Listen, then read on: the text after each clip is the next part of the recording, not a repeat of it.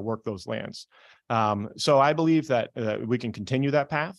We're working with Sea Grant, which is a Yukon extension program, to do a new and beginning shellfish operation certificate course.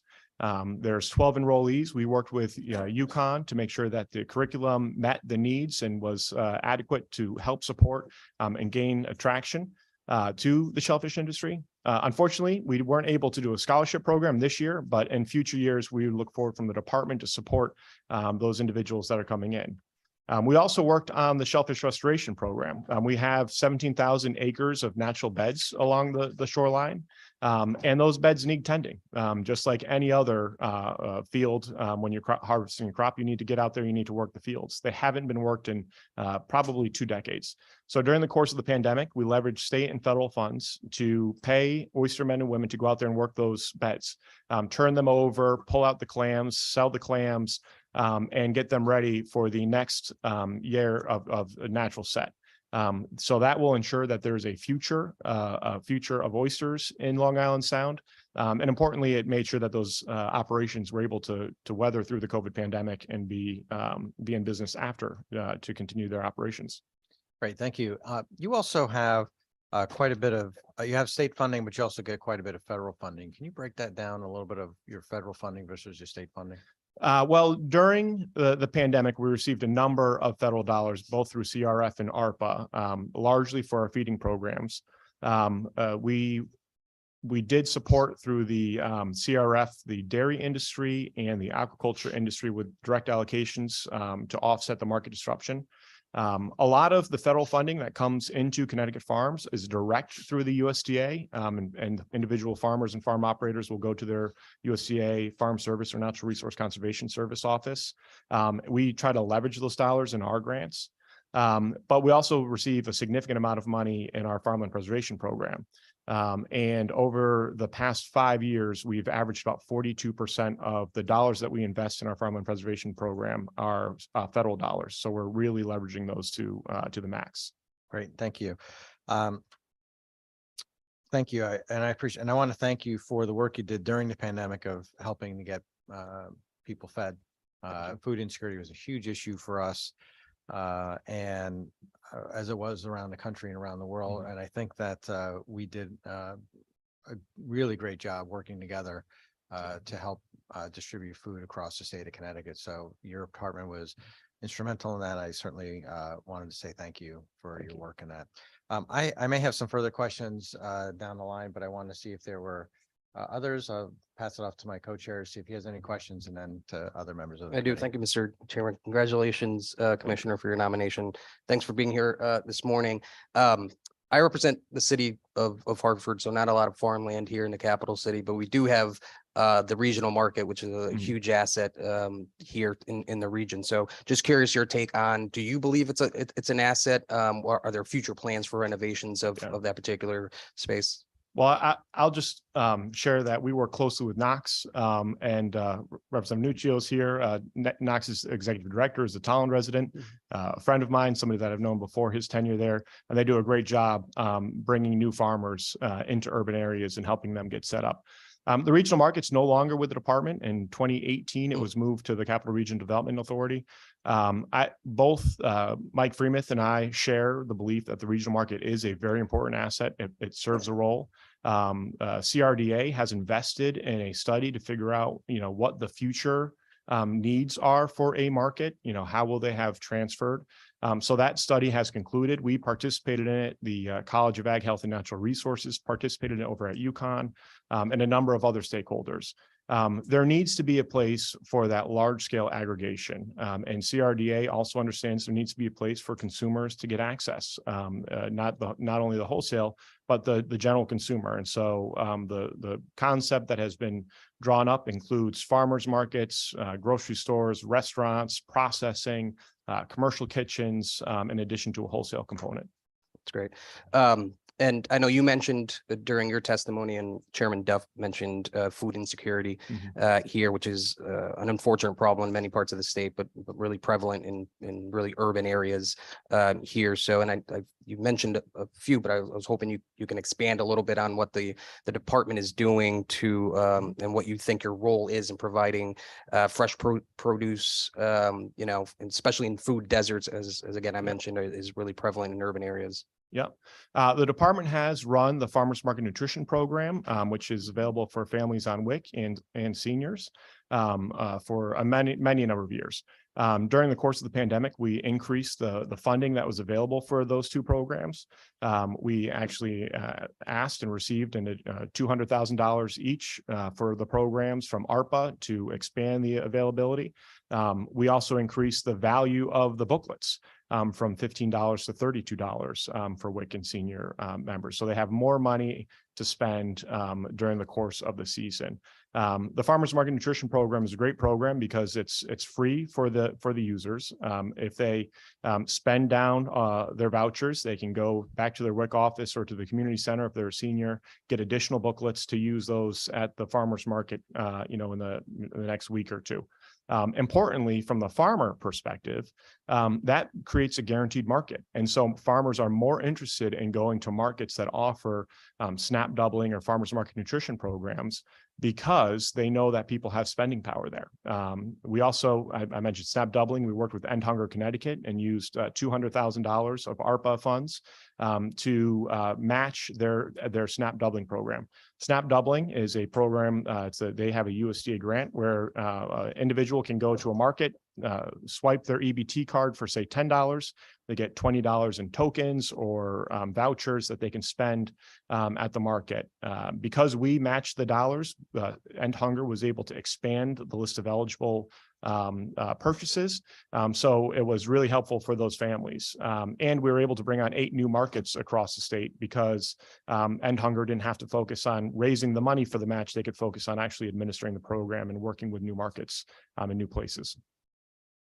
That's great. And I think I've asked this for every commissioner so far, and I know you mentioned a little bit talking about your staff. What's your staff like? And have you seen a lot of attrition or retirements over the last few years? I know you have a fairly young staff. We have a fairly young staff, and we've been able to really manage our staff transition. One, because we've got really committed members of the staff that as they enter retirement, they want to stick around, they want to help. They've entered into TWR agreements. We've also been able to attract, you know, as I mentioned, over half our staff is under 5 years with the agency. So we've really been able to balance. We never saw that major cliff that some of the other agencies did. We also created the position of a director of operations. And so Nathan Wilson, who is the director of operations, works directly with DAS on a weekly basis to make sure our staffing needs are known to them, that we're pushing forward, and to work with our bureau directors and managers to get the priority needs filled in a timely manner. That's great. And my last question, and I know probably the most important one, I know we're a pizza state, but I would put our ice cream, it would go toe to toe with any ice cream in the country. So I'm wondering, because we have wine trails, we have beer trails, is there a plan to do an ice cream trail here in the state of Connecticut? You know, there has been a talk of ice cream trails in years past. It's not going to appear in our legislative package, but I don't think I would oppose it should it come before us. Yes, we are a pizza state. And a few years ago, I think right before I started in this role, one of the foodie magazines, national publication, said that Connecticut has the best pizza in August and September because of all the fresh local tomatoes that we have. And those tomatoes are raised in your district, Representative Yacarino. And that's a great compliment to the work that these men and women do. Appreciate it. Thank you, Mr. Chairman. Thank you, Representative. Next is Senator Looney, followed by Senator Martin, followed by Representative Gresco.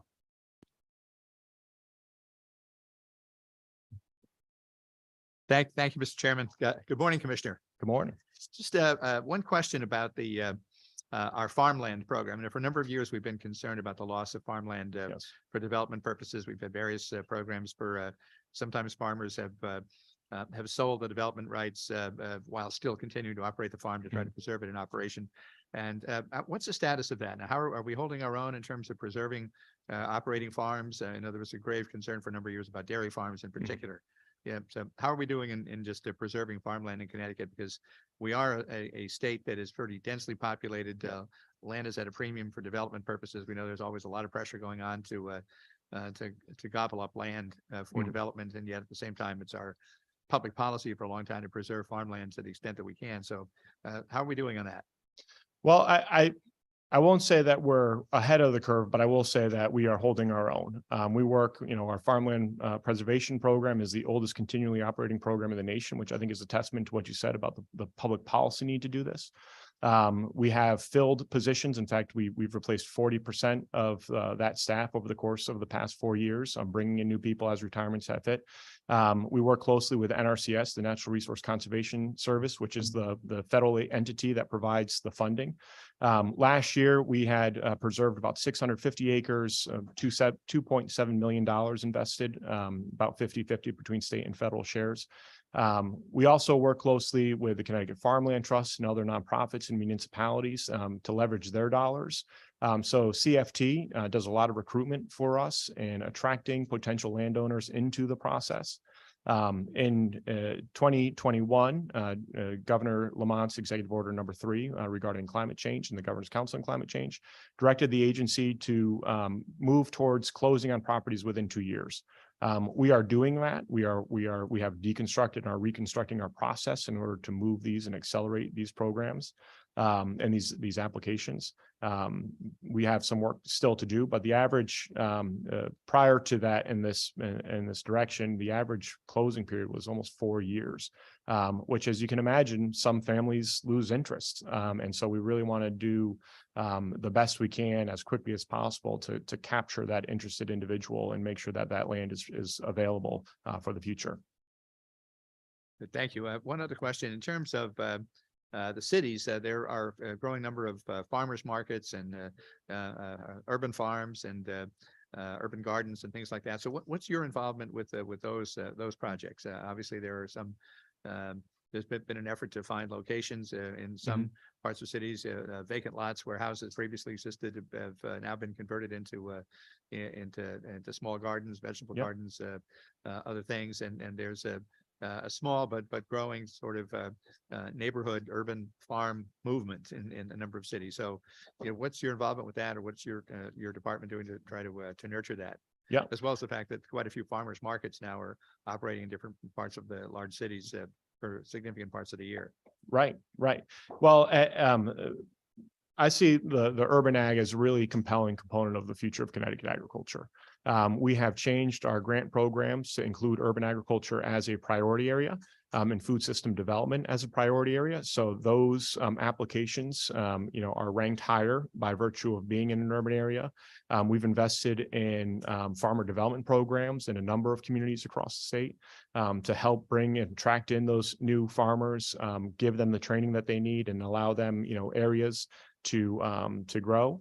We just released the food system capacity building grant through the Food Policy Council, where urban ag was, again, one of the priority areas. We can get you a list, Senator, of the total dollars that we've invested in the different projects, but it's been significant. We also included in, I think it was our 2019 or 2020 legislative package, urban agriculture wasn't a listed component in our farm transition grant program. And we added it into statute so that the importance of urban agriculture will live beyond, my tenure in this role, and will be a priority for future commissioners.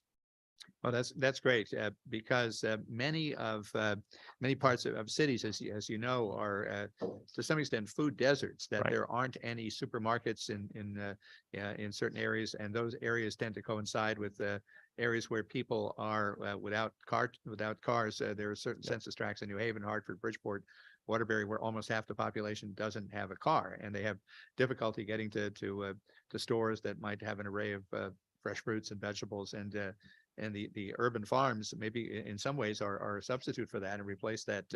And it's a vital thing in a number of communities where these small plots are located and where people can actually get fresh produce that they can't conveniently get because there's no supermarket in their area. So, I mean, this is just not just a kind of a novelty item. It's actually an important health item in those Right. communities that where it's a real challenge to get to a store that has a diversity of products available. Absolutely. And again, this is where the Farmers Market Nutrition Program and the SNAP Doubling Program come in to support the development of those markets. As those new and beginning farmers are getting started, there's a consumer base there to help them to continue to grow and expand their operations. Great, good. Thanks, Commissioner. You're doing a terrific job, and Thank you, Senator. look forward to your continuing in office. Thank you. Thank you, Senator. Representative Yakarino. Thank you, Mr. Chair, and thank you, Mr. Hulbert, for being here, and you and your agency for doing such a good job. Thank you. I have a few questions. I guess the first question is, besides the weather, what is the biggest obstacle for our farmers in Connecticut? It's a tough job. I'm friends with quite a few Well, farmers. I might say the weather's the top 5 Right. toughest challenges. In the 4 years that I've been in this role, we've had 2 droughts and 2 floods. So it's a swinging challenge that is really why the Climate Smart Ag and Forestry Grant is so important to help farmers prepare their lands to manage these, change their growing techniques and practices to better weather too much water or not enough water. The cost of production is always a challenge in Connecticut, but that's not limited to Connecticut. That's a challenge across the nation. We recently have our national state departments of agriculture get together, and labor is a tough challenge that needs a federal fix. Quite honestly, there was a bill back in 2013 that would have provided a great path for agricultural workers, but unfortunately, it's stalled down in DC. But I think between the cost of production and labor, being number 6 and 7 behind weather challenges, those are 2 pretty significant issues. And again, that's why it's important for us to create markets where people are aware of Connecticut grown products and know that they're supporting a local business. Thank you. My friend, he passed now. Their family had a farm in North Haven for 100 years. They ended up closing with Brelly Farm because and the land's still there. Yep. Because of the capital. They just production help, and unfortunately they didn't take advantage of a lot of the programs in the last 10 or 20 years for farmers markets, and they closed due to capital, and that was really sad. So we lost a great farm, and they produce some of the best tomatoes, but neighboring town is DeFrancisco's, and they just their tomatoes really are the best. I'm going to go to shellfish. So we had Commissioner Deep the other day from Deep, and the wind turbines, they serve a good purpose, but I'm concerned with the fish and the turbines and the heat of the water, the heat of the turbines. Do you see any negative impact, or that's too soon for that? Or you don't, it's past your purview? I would say it's too soon for us to make a determination, but we did work with Yukon Extension Sea Grant and had placed GoPro cameras along some of the installations in Long Island Sound to see what the impact on the environment is, and the impact to fish. And it was pretty interesting, that those places became areas of congregation for schools of fish. So, I would still say it's inconclusive, but it's not leaning negative. Right. That's actually good news. Does the Department of Ag do any work with, I know you do a lot of work with UConn and colleges, like high schools get involved with schools we can have dying farms, and unfortunately your agency does a great job, but farms are dying in some ways because of capital, because of land, and because of it's hard work. It is hard work. I appreciate you recognizing how challenging it is and how expensive it is. Not only do you need a land base, but you need all of the equipment. One of the proposals that we've had before the legislature in previous years is to take our preserved farms and for future farms, break them down so that a new and beginning farmer, doesn't have to buy the 150 acres to operate. They can buy 25 acres. So it's a lot more affordable for them, and it leaves capital on the table for them to go purchase equipment or to get an operating loan and start their business and grow into potentially 150 acres. We do a lot of engagement with 4-H and FFA. We don't have any direct programming, but we can be there as a cheerleader and be at their events to let them know that there is a career in agriculture in our state. I think that's good. I think local fairs sort of promote that in some ways.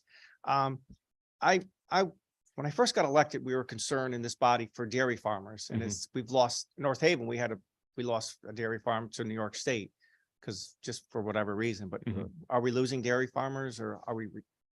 The dairy industry is a very interesting industry, and the past few years have been pretty good for dairy farmers who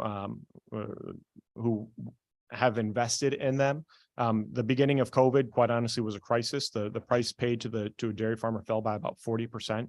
That has rebounded. The outlook for the dairy industry in the next couple of years looks pretty stable, which I think will keep dairy farmers in. Importantly, we've lost dairy farms, but we've maintained the size of our dairy herd. And so farms are getting larger. We're keeping about the same amount of land in production. We're keeping about the same number of employees working on dairy farms. It's just kind of a shift. Back to the cost of production available labor, you need to increase the size of your herd to get enough milk to generate the economy of scale. We talk about dairy farmers in Connecticut, and we recognize that a dairy farmer also is a crops man or woman, herds person. They've got a mechanic shop. They do a feed operation. They're, the pseudo veterinarians. They have all these duties. In the Midwest, a dairy farmer is a dairy farmer. They milk cows. The feed is brought in. They don't have any crops. They have enough of an infrastructure that when they need their tractor repaired, they bring it to the local repair shop.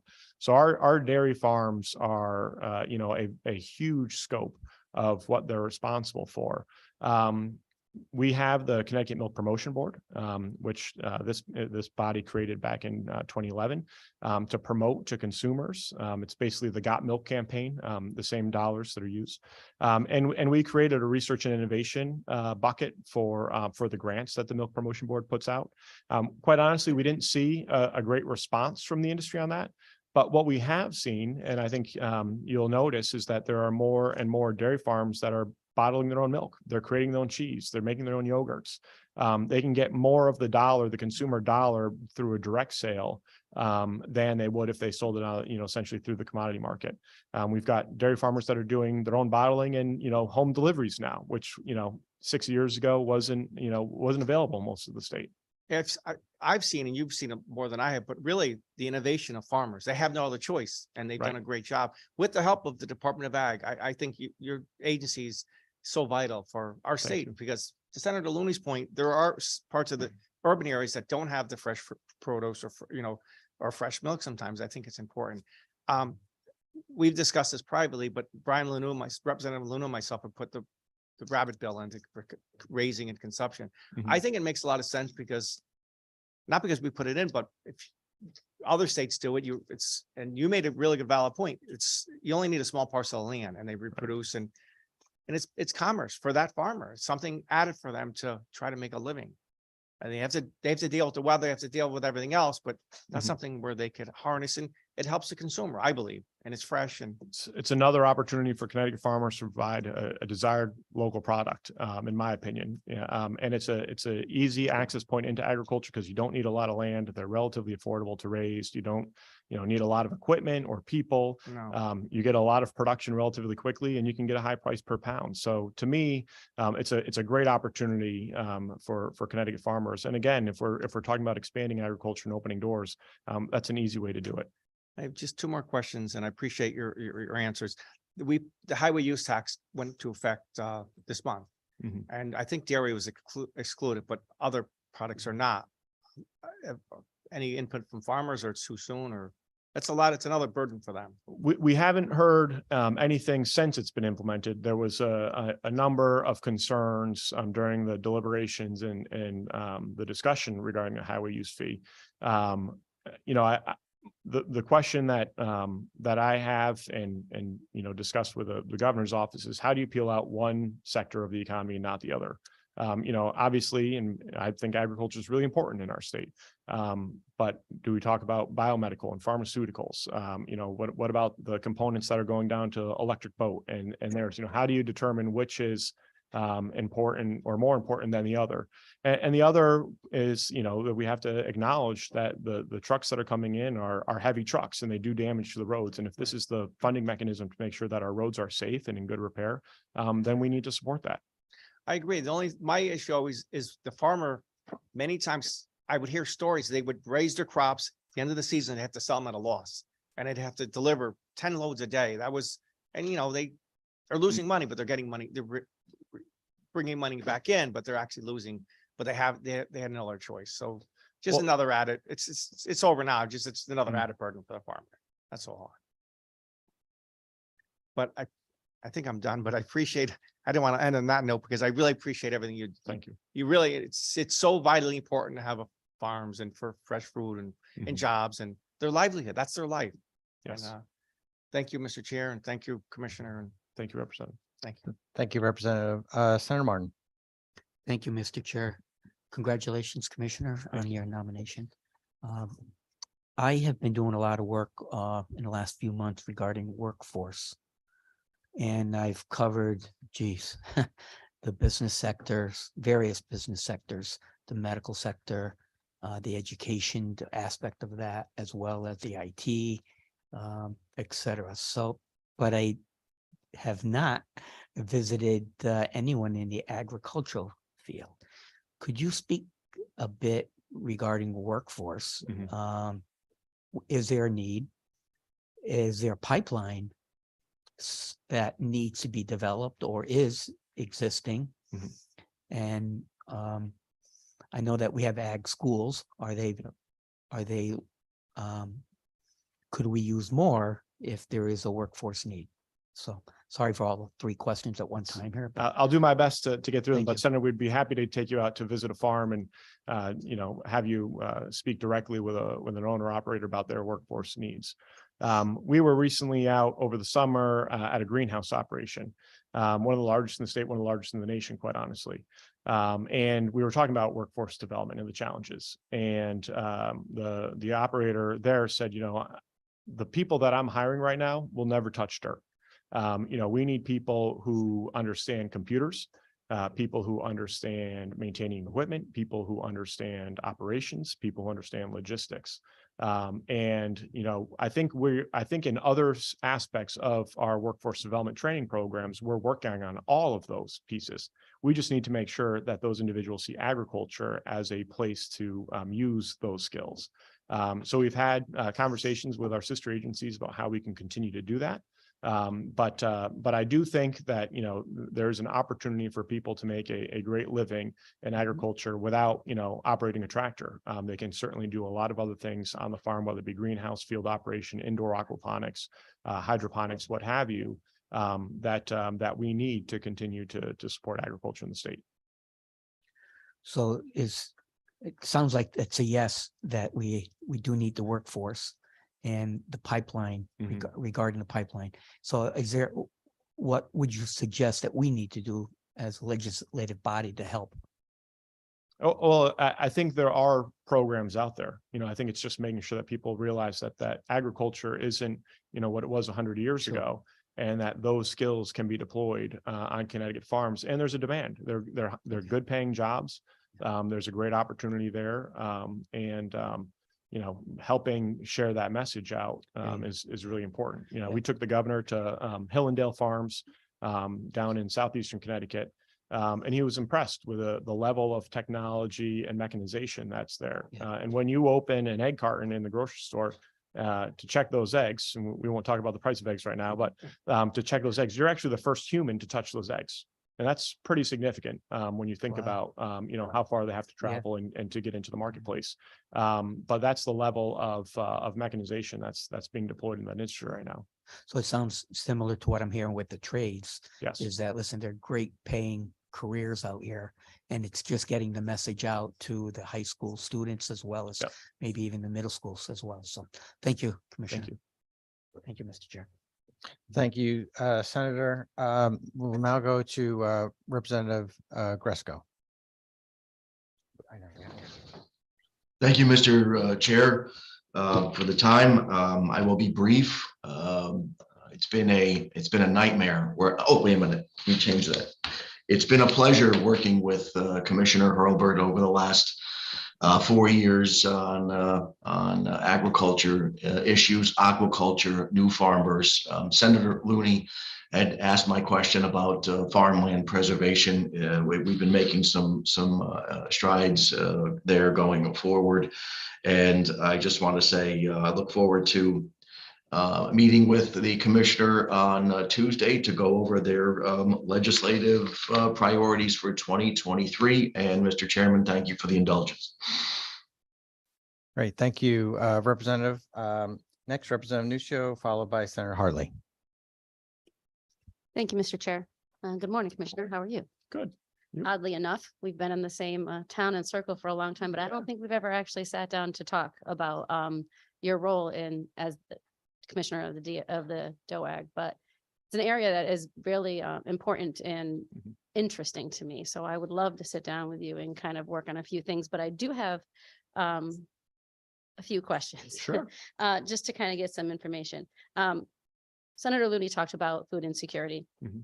And I think it's something that we definitely saw more pronounced during the COVID era, but it's something that I've lived with the majority of my life. I grew up very poor and not having fresh fruits and vegetables, which I think is a switch that we've seen. I'm kind of jumping a little bit in my questions here, but when I was growing up,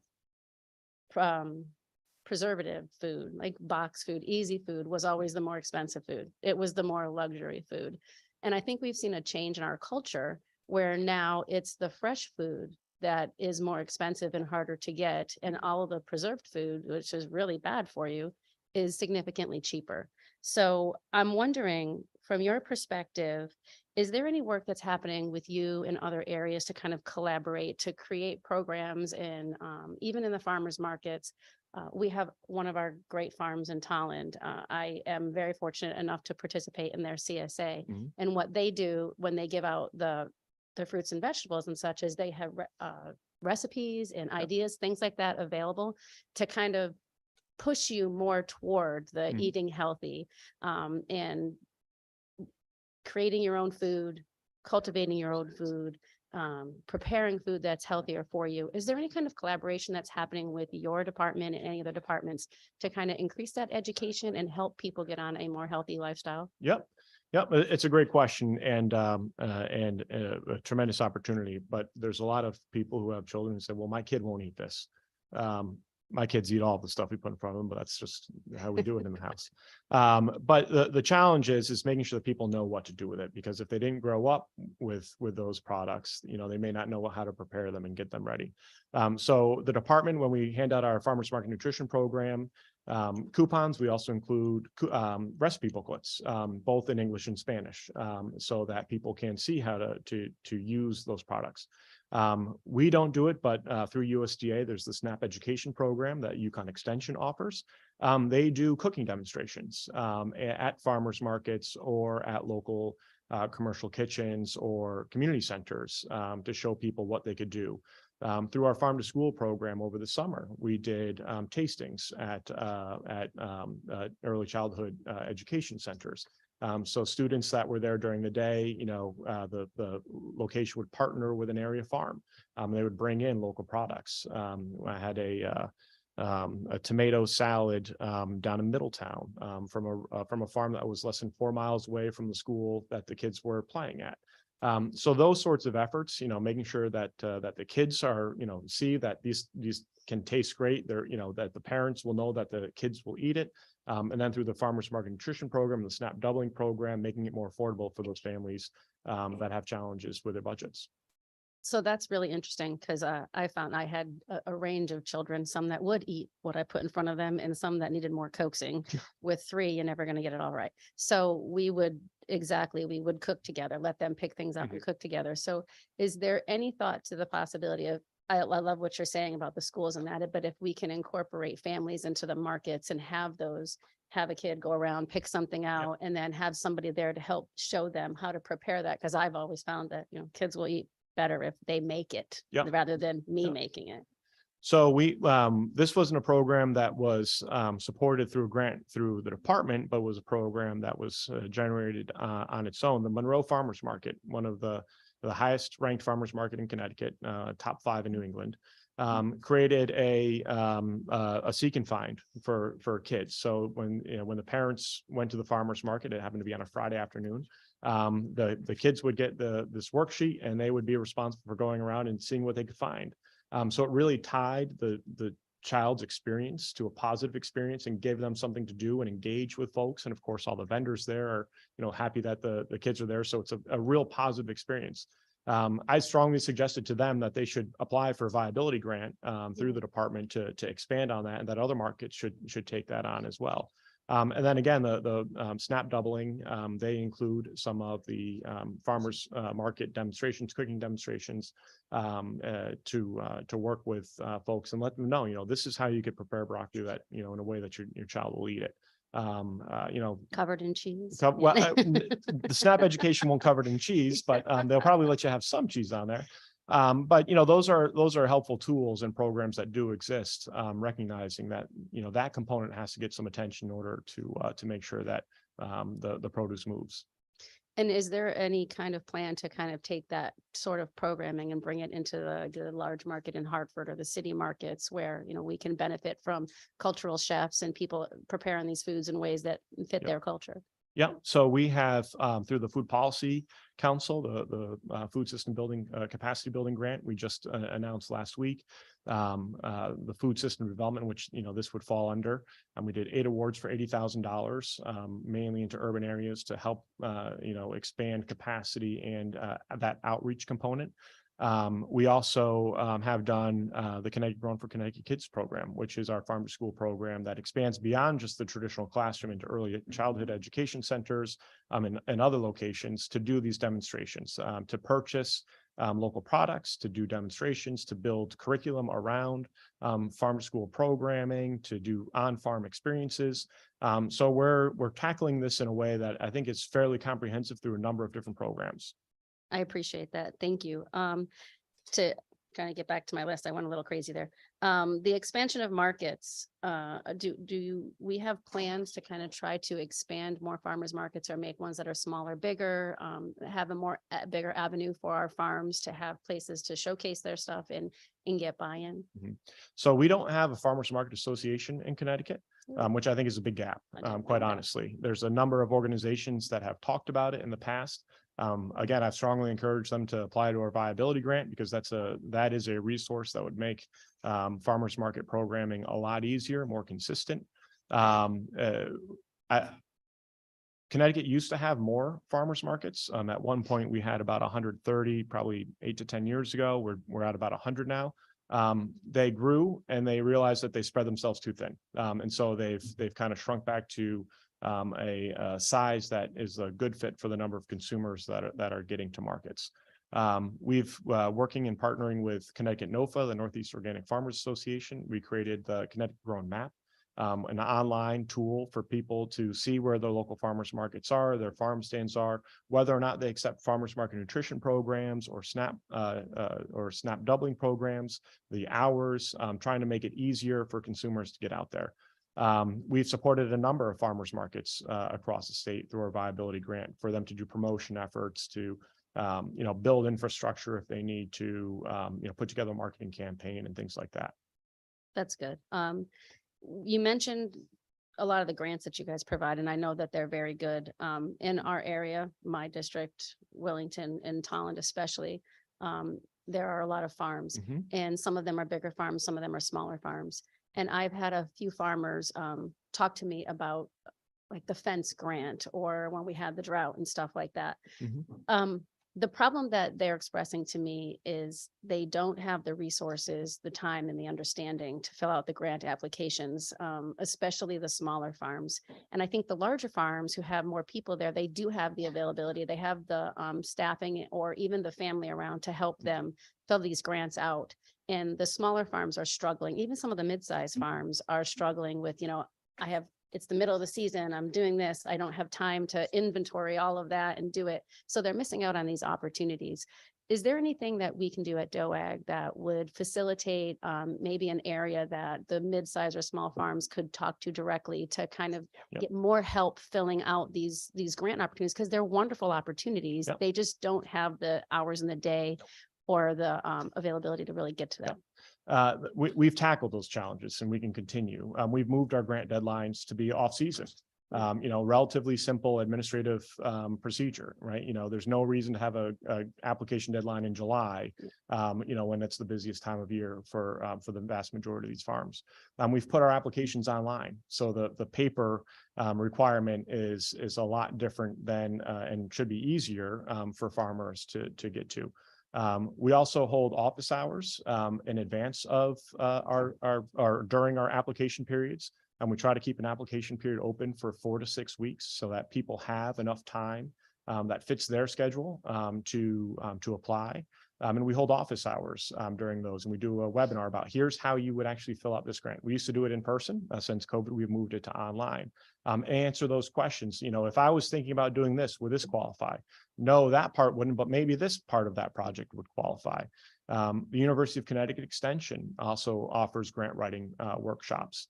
And they do that in conjunction with our grant application periods. So we can continue to share out that message and find ways to be more accessible. But I think we're headed down that path. One of the things that we changed, as I mentioned earlier in my statement, that we created 4 different categories in the farm transition grant program. One of them is a new and beginning farmer program. It was hard for our new and beginning farmers who just needed $5,000 to compete against the farm that had a $200,000 project. And so we created a category specifically for them. So if they're competing against other new and beginning farmers, it's a $5,000 max. It's an upfront payment, so they don't have to wait for reimbursement and be out that cash while they're trying to get their farm going. I consider this $1 million grant program, because these people and these farms would never have access to that small amount of money in terms of their business, but it's really a huge investment in terms of what they can do with it.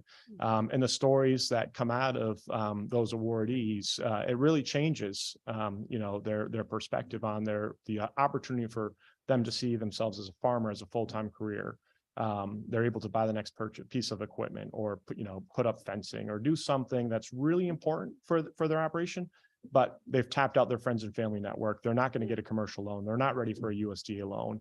But this is the sort of grant program that I think is a smart investment to help these new and beginning farmers get prepared for those longer term investments and get them on the right path to be a successful operation. That's good to know. I will look into that. The next question that I had is, you mentioned very wisely, the best pizzas are in the time of tomatoes, like the fresh marguerite pizzas and stuff like that. So I'm wondering what your office might be looking to do or doing to kind of partner and help with what I would say people are very interested in now, which is the farm to table, and working with local restaurants to kind of partner them up to farms to help increase the farmers with their production and have a ready, solid place to sell to outside of a farmer's market. Yeah, so we have the Farm to Chef program. We run the Farm to Chef Week generally in September or late August, depending on the program. We partner with the Connecticut Restaurant Association on that. And we get Connecticut restaurants to create a farm to table menu. And, a lot of them get creative, a $20.23 menu. That's a Connecticut grown menu, and it attracts consumers in and patrons. It gives farms a local opportunity to sell to their local restaurant. We promote it statewide. We, generally try to do some publicity events around it. But, we also, as part of our farm to school program, work on building those relationships. So if a farm comes to us and says, I really want to get into this component, whether it be farm to school, farm to institution, farm to chef, we can say, okay, here's a couple access points that we think you could pursue that would help you with that. Again, our farm transition grants, if you need to put in a commercial kitchen or a wash station that gets you, ready to sell into that level of commerce, we have programs that can help you move along that path to be prepared and able to do it. I appreciate that. I can honestly say I'd never heard of the farm to chef or any of that advertising. So I'd like to see that expanded. The more people that know about it, the better. And then the last question that I have is in regard to the inventory of our farmlands. I know that falls under your department. I'm wondering where we currently stand in the state of Connecticut for farmlands, because we used to be quite well known for them, especially in our area, the dairy farms, which we don't really see a lot of them anymore. And I'm wondering what we're looking at to try to find a way to expand not only just produce, but also animal farming back into the state to make us less reliant on other areas. I think COVID, if nothing else, showed everybody how reliant we were on everything outside of us. And I hate to say it because it's not always deemed politically correct or whatever, but I would much rather have us depending on our local farms and not looking for out of state or out of country to get this kind of nourishment. Right. And Connecticut has, well, not only Connecticut, east of the Hudson River, there's 3 days of perishable produce in the grocery stores. So, any disruption is pretty significant to us. We're in the hub and spoke where we are the spoke, we're the end of the line. So that's why all these grant programs that I've been talking about are so important, because we can help build capacity and develop our food system to be more resilient and stronger to better handle those challenges that might happen further down the line. We had, as Representative Yacarino and I were discussing about, we've proposed in previous sessions the opportunity to grow and raise rabbits for human consumption. A relatively easy, affordable product and opportunity for Connecticut farmers to get into the protein business. That hasn't passed the legislature, so anything that you could do to support that would be helpful. We also are working. One of the challenges is the slaughterhouse capacity. It's okay to raise an animal, but that animal has to be processed and get prepared for market. We have been working with our slaughterhouses to help develop that, connect them with USDA resources, make sure people are aware of it. Working with our partners at USDA and UConn Extension to see how we can help that along. But those are expensive propositions. I mean, you're looking at $3 million or so for a new slaughterhouse, and you have to get through local zoning. And that's a challenge. Not every town wants to have a slaughter facility in their community. The town of Easton, which considered itself a farming community, planning and zoning denied a slaughterhouse facility that was going to process 20 chickens a week. It wasn't a major operation, but when you're up against that local resistance, it's really hard to build the animal capacity in the state. Well, Commissioner, this has been very enlightening. I definitely appreciated the conversation, and I think you guys are doing a great job over there. So I look forward to supporting your nomination. And as I said, I hope we can work together in the future to try to make Connecticut much more farming. Thank you. Thank you. Thank you, Representative. I wanted to also just express a statement from Senator Hartley. She just had to run out for another meeting, but she wanted to mention on the record the issues of vertical gardening, especially as it relates to urban settings such as New Haven or Waterbury, other places to get, because I think everybody's talked about food deserts here today, and putting vertical gardening in industrial sites. And I don't know if you have any thoughts that you wanted to add on the record at this moment, Commissioner. I mean, this goes along with what Senator Looney and I were discussing with urban agriculture. Indoor production is pretty important. We've invested in a number of indoor operations.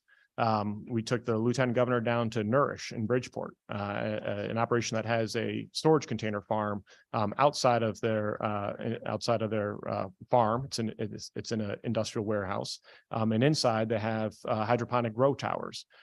They're selling to Food Share, and they're selling at a local farmers market. And the greatest story that Reverend Sarah, who I wouldn't be surprised if she's up here more often now, shared with us when we were visiting, is that through the program, the investment and the increase in production that they were able to do, they were able to hire more people. And they were able to move people who used to come to Nourish for food into people who are now working at Nourish producing the food. And that's a great story that she was able to share with us. And one of the ways that we recognize that urban production, indoor or outdoor, can support not only our economies, but individual families. Great, thank you. Senator Hartley will be following up with you in a call as well on this, so thank you for that. Any other questions for members of the committee? I don't know if I saw anything. I don't think I see anybody else's hand up at this point. So with that, before you go, there's one question we asked of our nominees. Or anything in your past that you believe might prove embarrassing to this committee, the governor of the state of Connecticut? No, sir. Okay, thank you. Thank you, Commissioner. Appreciate your time. Next up will be Celia Mosquera Bruno of Milford to be reappointed as our Commissioner of Housing. Commissioner. How are you? Please raise your right hand. Do you promise, swear, or affirm to tell us the truth, the whole truth, and nothing but the truth? Great, thank you. And feel free to give an opening statement if you have one.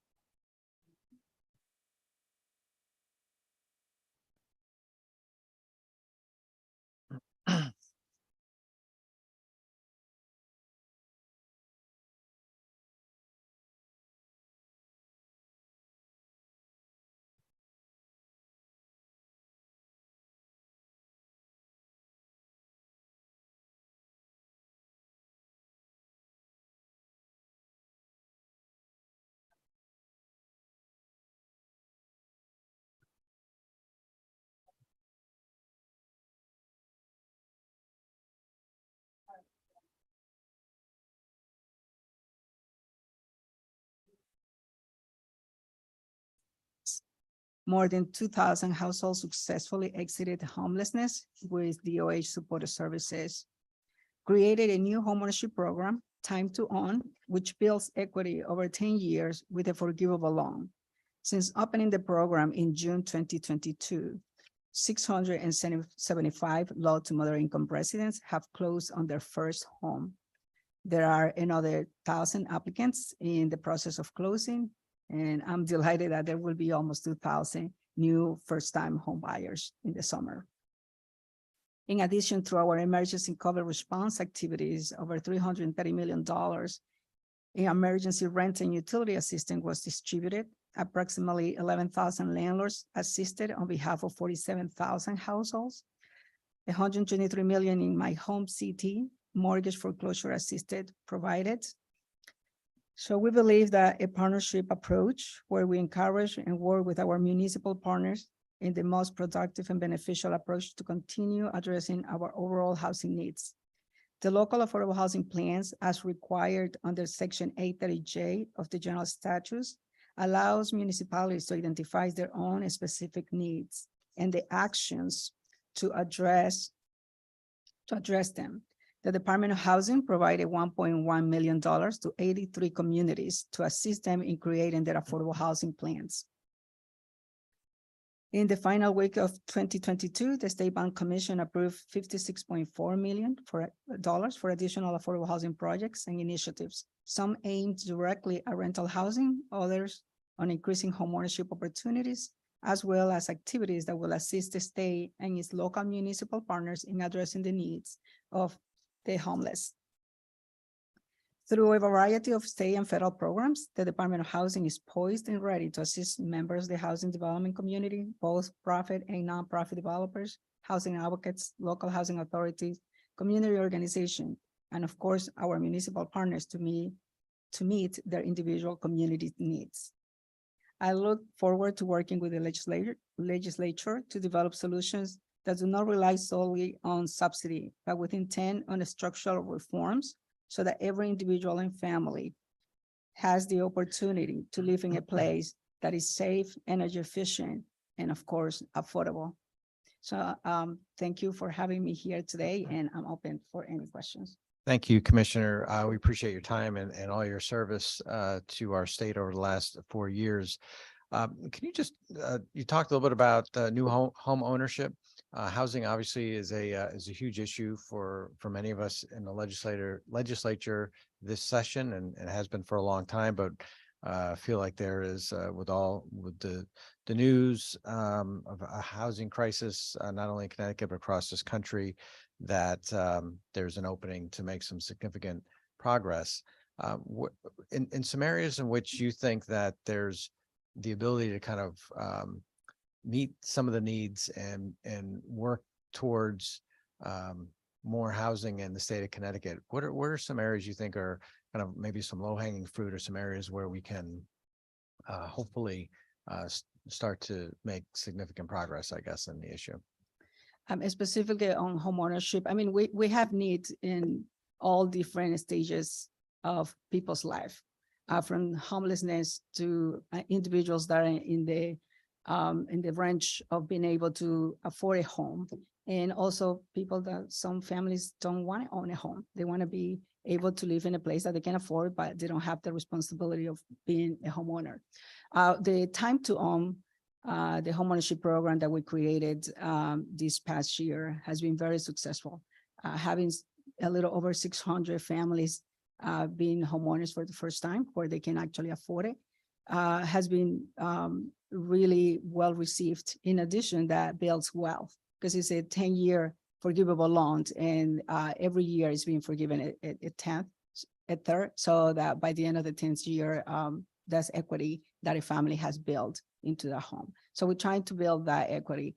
On the homeless population, or the shelters, if you will, we have been able to assist several communities with hotels. So we're trying to change the meaning of emergency or shelter housing to a more dignified place to live.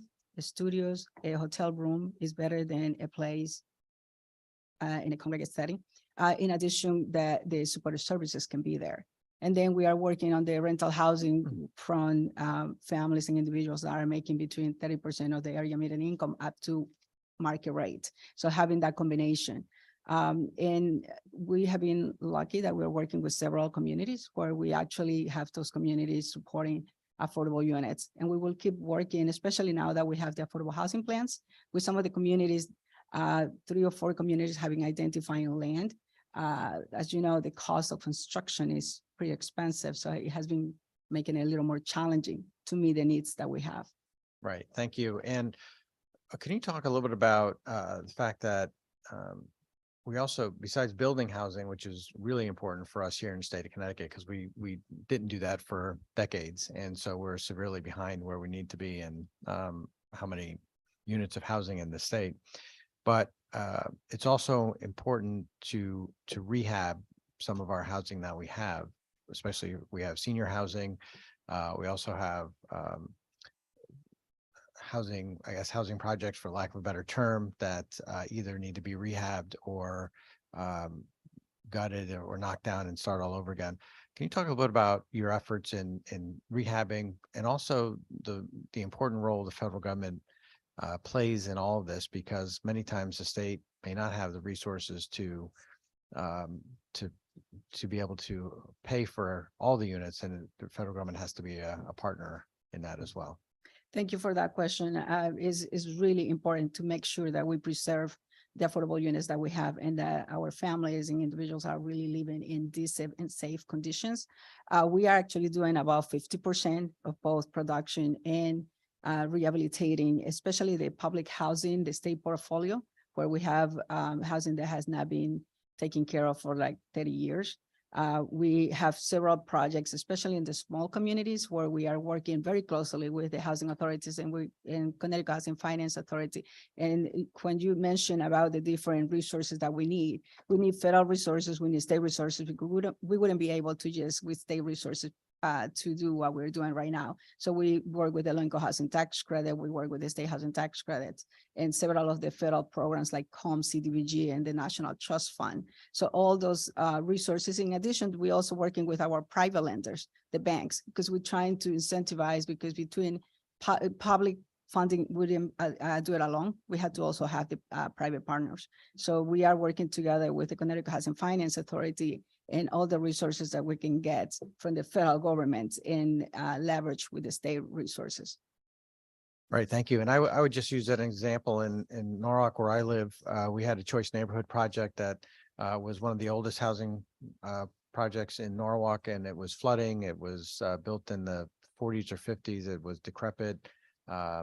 Families really could not live there in the modern day, and it was knocked down finally. And through federal funding, state funding, local funding, all good partnerships, we had now we have 3 phases that are fully occupied of market rate, affordable, and more low income. And folks said at the time, market rate won't move in there. It's not gonna, that whole experiment's not gonna work. And in fact, market rate was filled up first, more than anything else. So in my opinion, as we see some of these buildings that are, decades old and not functional anymore, we need to rely on our federal partners as well, and do more of these kind of choice neighborhood projects and rehabbing some of the ones we have. The Marvin in Norwalk, where you've visited, which is senior housing, had a $3 million grant. And that updated that building as well, so that it doesn't become where it gets past the point of being able to get fixed, and where seniors can't live there in dignity. And that's one place that as in all my years of being elected, there's never been one complaint yet from a senior citizen or anybody who's lived there. They love it there. So I just want to thank you, Commissioner, for your work over the years, helping so many communities across the state with housing.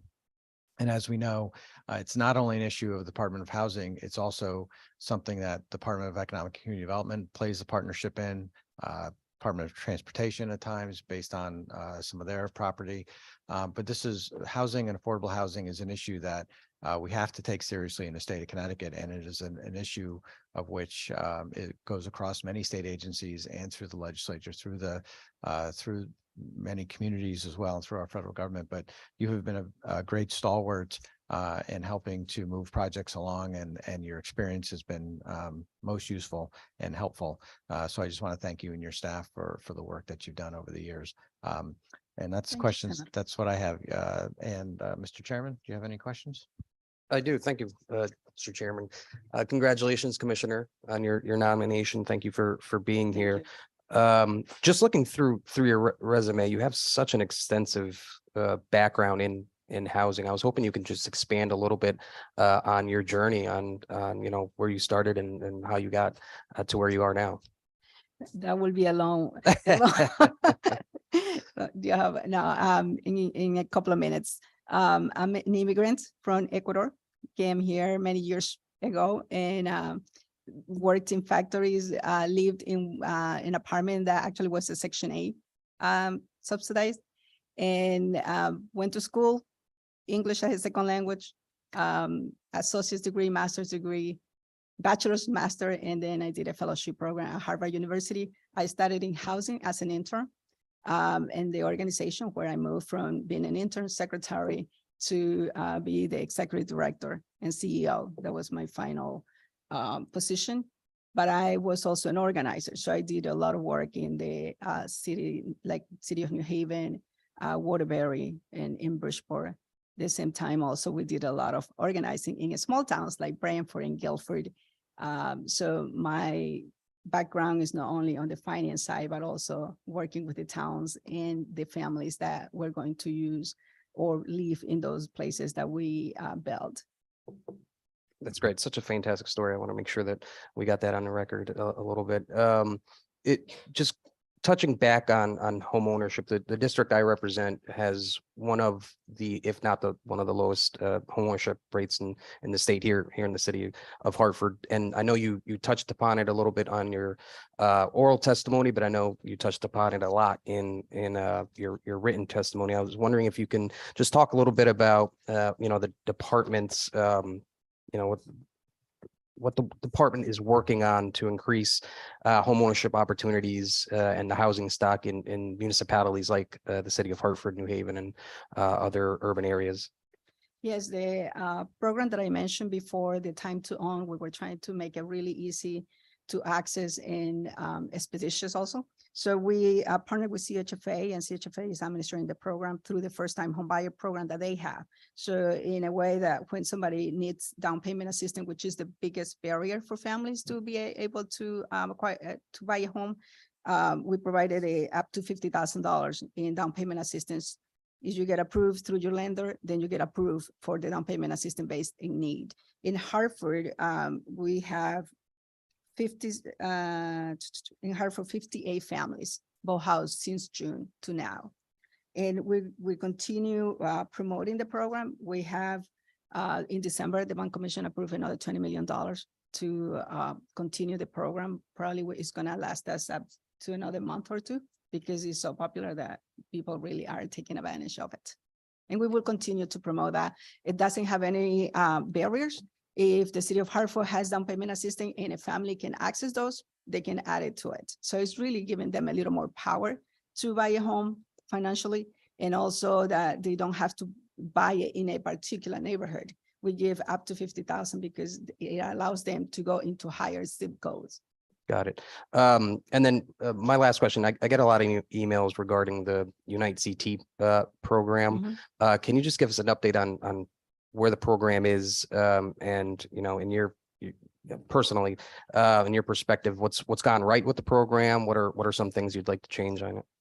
So the program right now is closed. We still have about 2,000 applicants that are going through the program because they didn't finish at the beginning. The challenges that we faced were that many of the rental buildings were sold to new investors.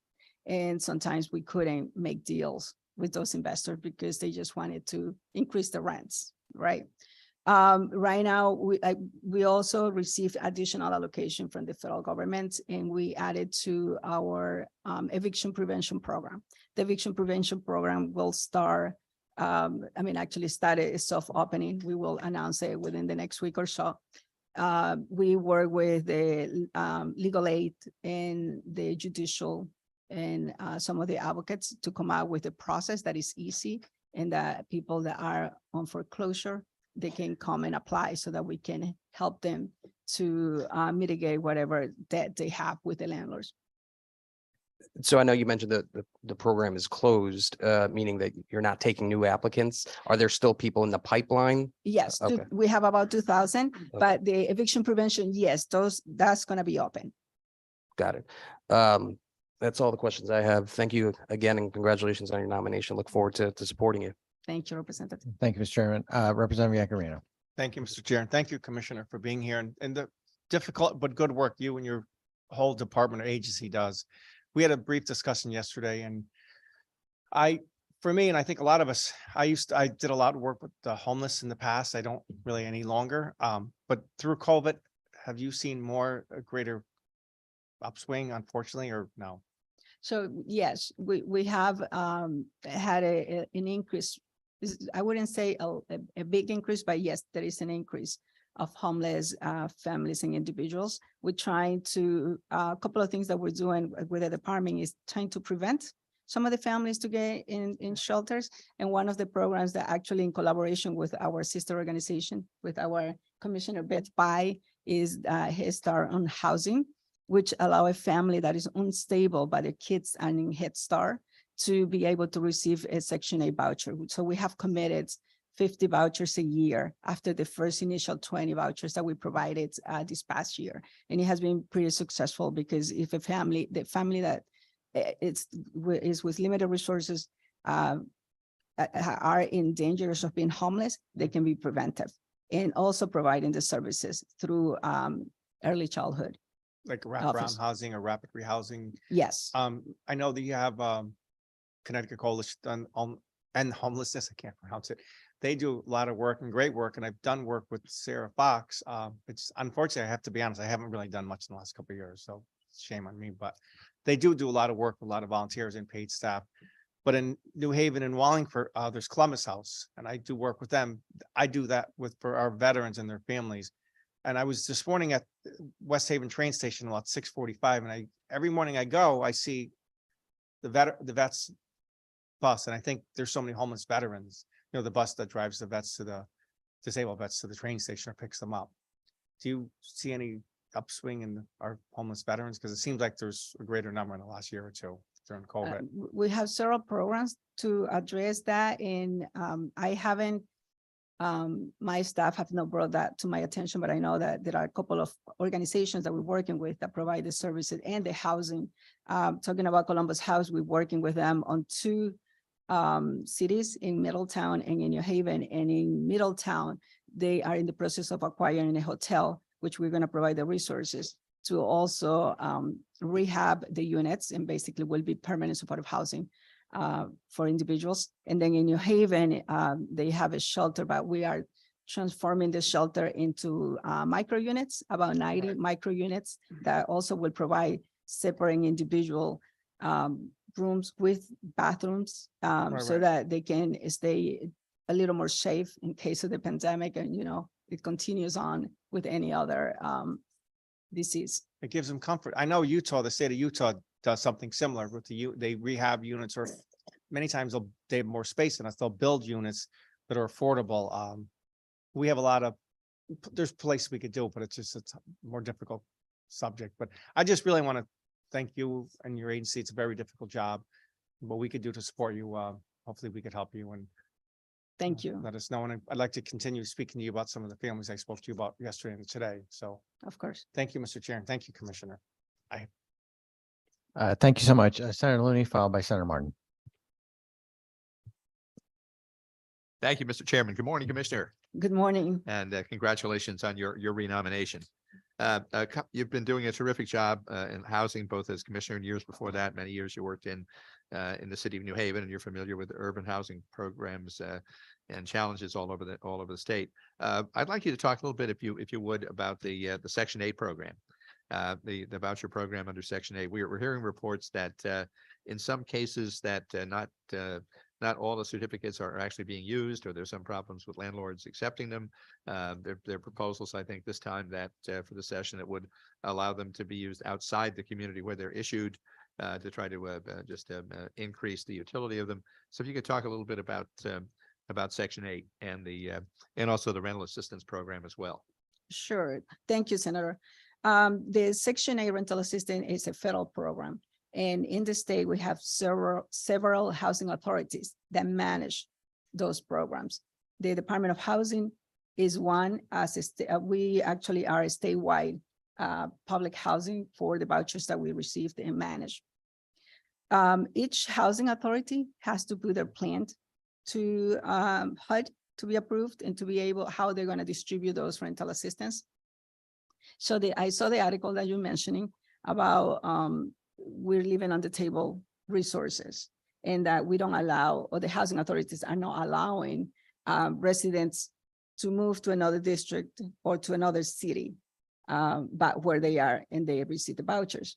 That's a decision of the housing authority. They can put in their plans. In our plan, we are statewide, so we go anywhere. But a housing authority can decide to allow a family to move to another city if they want to, but it has to be in their plan. The Department of Housing have been utilizing all of our vouchers. We actually are one of the housing authorities that has a pretty good record on placing vouchers. So we don't get more vouchers, but we recycle the vouchers. Somebody moved out, they got a new job, so we get those vouchers. And we utilize those vouchers now with the Head Start on housing. We're going to put the vouchers right out again. So it's pretty complicated because we don't have any jurisdiction over the housing authorities in the way that they manage the vouchers. I am convening a meeting with the housing authorities in Conaro just to talk about how we can help them is they have availability on the vouchers. The other thing is with vouchers that even a housing authority, when they put a voucher out and there are not supply, so there are not an apartment where they have a family looking for a place for 6 months or 8 months, that money, because we receive resources, we claim or we submit for reimbursement from the federal government.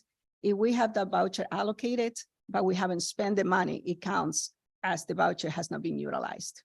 So the process of the vouchers is a little more complicated, but as I mentioned, I'm trying to convene a meeting with the housing authorities to see if we can work with them and help them out in the way that I don't know whether the report is true or not, but we will see. Great. Thank you, because that obviously that's a key program, and if it's being underutilized, or if there's greater flexibility that could be applied to it, especially in allowing the vouchers to be in effect used regionally rather than just in the single community where they were issued, that would go a long way, I think, to helping a lot of people and making the program more efficient. Yep. Absolutely. Also, Commissioner, we passed legislation last year, obviously, that requires municipalities with populations of at least $25,000 to have fair rent commissions. And by this coming July of 2023, with this expansion, anything your view on that? How is that being implemented? What are the towns doing to gear up for that requirement, and how those fair rent commissions will function? So I have had just a few requests on technical assistance. So my staff is working on providing some guidance as we provide a template for the affordable housing plans. So we're working on that, but we haven't gotten that many requests. But there are few municipalities that they did reach out to us. But in any event, we will put together something to help them out with the formation in how do they move forward with the rent bank, with the rent, fair rent. Great. And what about we also passed the statewide right to counsel program for low income people facing eviction. How is that operating now in terms of getting representation to those who are in most need and not able to pay for counsel themselves? Is working out very well. The challenge that they have is that there aren't that many lawyers that they can hire. So some of they still have some few zip codes where they are working on, but I know that they're really working on trying to recruit more attorneys. But when they have the attorneys have been representing residents, they have been pretty successful in keeping residents where they are. Right. As I know, I've been in housing court a few times over the years and representing clients, and usually the landlords are usually represented and the tenants are usually not. I mean, Yeah. there are exceptions to that. Of course, not every landlord has an attorney and not every tenant is in there by himself, but certainly it is quite disproportionate in terms of what the representation is. So I'm hoping that the right to counsel program will create some greater equity there. Yes, terms and of, it is really helping representation. many of the families. Thank you so much, Commissioner, and congratulations again on your good work. Thank you, Senator. Thanks, Senator. Any other questions, Senator Martin? Thank you, Mr. Chair. Congratulations, Commissioner, on your renomination. How many housing units do we need to supply annually to keep up with the demand? So the advocates have projected that we need about 85,000 units for families and individuals that are below 50% of the area median income, meaning families that are between 13,000 to probably 50,000, a family of four. We did a housing need assessment, the Department of Housing with the Department of Social Services in 2021. We got almost same numbers, about 80,000 units in that range, but we have surpluses on the other side. So from my perspective, and this is, we will have to do the analysis again because the whole the pandemic changed and really made it a little more complicated because we had a lot of more people coming into the States.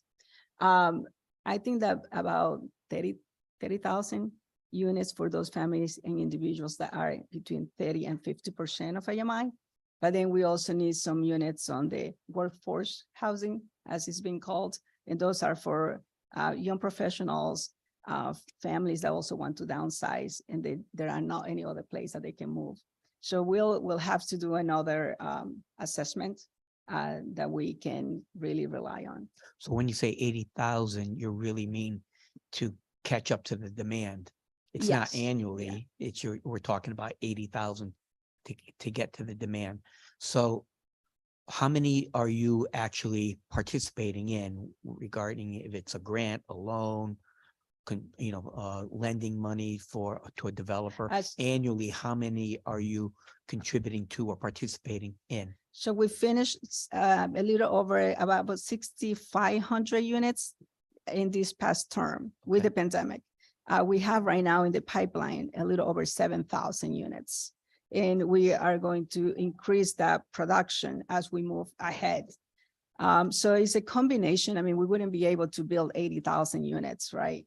But it's a combination of subsidy, is a combination of income, because some families are struggling because they don't have enough income, which is the workforce, and training, as the governor is providing more training, more free school to be able to get a better job. Increases in income will help. Subsidy, rental subsidy from the federal government will help, and building new units will help. So it's a combination, not just one thing that we have to do to get to that number. So is it fair to say that if all things being equal here, that if you're doing 8,000 units a year, 80,000 to catch up 10 years from now, you have caught up to that demand?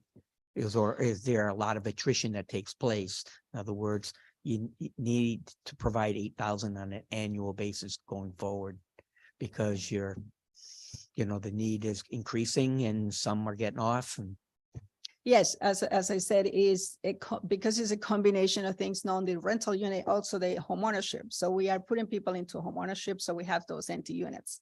Then we're building more units and we're doing some more subsidy, and the private markets also, right? Because they're building market rate units, and some of those units in some markets are affordable for some individuals that are entry-level jobs. how much of your I guess your pool here, is private side versus the public side. So, you give money to Bristol Housing Authority, where I'm from, and you help them out with X amount of units and throughout the state. How much is it for private developers versus an agency such as the Bristol Housing Authority? We work with nonprofits, housing authorities, for-profits, that their mission is to build affordable housing. That's their business model. So we work with everyone. Nonprofits tends to do a little more supportive housing, a little more units for those individuals that are at the lower end of the spectrum on income. And we trying also not to just concentrate units at a very low income. So we do a scale from 30% of area median income up to market rate. So what we fund, the Department of Housing and Connecticut Housing Finance Authority, usually we fund 80% affordable, 20% market rates, because the market rate also helps to finance the project with a private investment. So if we had a pie chart, how Mhm. much of that would be the private sector? So if I give you just the numbers of what we finished this year, 6,000 units. We used about $300 million in state financing, and we brought about $3.3 billion from the private sector. That's mortgage, that's investments, in different type of activities on the development side, not only construction, but also the professionals that work in the affordable housing. Okay, I'm just trying to get a grasp of how much is private and public. So my background is in residential housing. I grew up in a construction family, and I've land developed, I've constructed single family homes, custom homes, subdivisions, condominiums, congregate housing, and some commercial work. So, and some public work. And going back to 1987, 88, bid on a job in Bristol, and I came in second. So I went on my way. And it sticks out in my mind because when the first year that I was elected here, this back in 2015, what came across my desk is that project that was looking for funding. And I was floored at the amount of money that was being asked to renovate that project. It was 9 units, and the site work had minimum work to be done. They were gutting the inside of the house, but the frame, the shell was intact. 9 units, and it's going to be used as I believe, a veterans home now. And it was a homeless prior to that. And St. Vincent de Paul had given it back to the city of Bristol, and there was some arrangement. When I saw the number, I was floored as to the cost of this. And to Governor Malloy's credit, it went, the original ask or the bid was $3.1 million for 9 units that needed to be renovated. And that would be $450 a square foot, not today's price, 2015 prices. It came back at 2.7, and I think the contract was signed. And that's still $350 a square foot. My question is, what measures does your agency take to control the costs? Because the way I see it, when we have these type of costs to build affordable housing, it's not affordable to me because I can do it in the private sector a lot less than you guys are doing it. And to further add to I guess the cost is that we subsidize some of that in rentals after that in one way or another. So we're helping with the cost of the construction and are funding the whole thing here. And then and a follow-up after that is we're helping them subsidize. So it's not affordable, in my opinion, at the cost of a lot of the taxpayers. So my question to you is, do you have measures within your department that look over this? And if so, what can we do as a state body, legislators here, to help you maybe help reduce those costs? What are the barriers, I guess, is what I'm looking for. Yeah, and you're absolutely right. And it's a little complicated because we, as state and federal agencies, have a lot of processes that increase the cost, but that's not a justification for what you're talking about. We do have architects. I just hired a couple of architects and construction staff so that they can work. I have to say no to a couple of projects because they were just so expensive. It just wasn't, I know that we need units, but not to the cost that they're providing to us. So we ask for value engineering. We look at the cost. We look at many other, that allow them to put money that if they're going to make money, put it into the deal so that we reduce our subsidy. So we have kept, as you have seen, some of the bond commission, they ask for the bond commission have been kept at $4 million. With the previous administration, it was $6 million for projects. We keep it at between 4 million and below because we do have the staff that really look at what is that they're building. And then what are the extras that shouldn't be there? And is the contractor, we also are asking them to go and procure. Make sure that it's a public bids, that we get different contractors and not just a handful of contractors that are working in the space. So we are trying to promote and to expand the tent so that construction, we have more builders being part of the solution. The other thing that we're going to be doing is looking at maybe some modular or panels and manufacturing panels so that some organizations can look at that, how we can bring the cost down. I know through the pandemic, the materials and staff was very complicated and they had to increase the prices because there was not that much material around, right? But it's coming down now. And we will keep looking at how do we make it a little more efficient and also cost effective, these units, because otherwise we wouldn't be able to meet the need that we have in front of us. But I would love to have a conversation with you and give me do you have some examples? And I would really appreciate if you give me that feedback. All right, thank you. Thank you, Mr. Chair. Thank you, Senator. I will just check to see online if there's any other questions from members of the committee. Don't think I see anybody's hand up at all. All right, going once, going twice. All right, Commissioner, if there's one question we ask for every nominee, is there anything in your past that you believe might prove to be embarrassing to this committee, to the governor of the state of Connecticut? No. Okay, thank you. Thank you so much for your time today. Thank you. Thank you. Okay, next is Elizabeth Bai of West Hartford to be reappointed as Commissioner of Early Childhood. Commissioner Bai.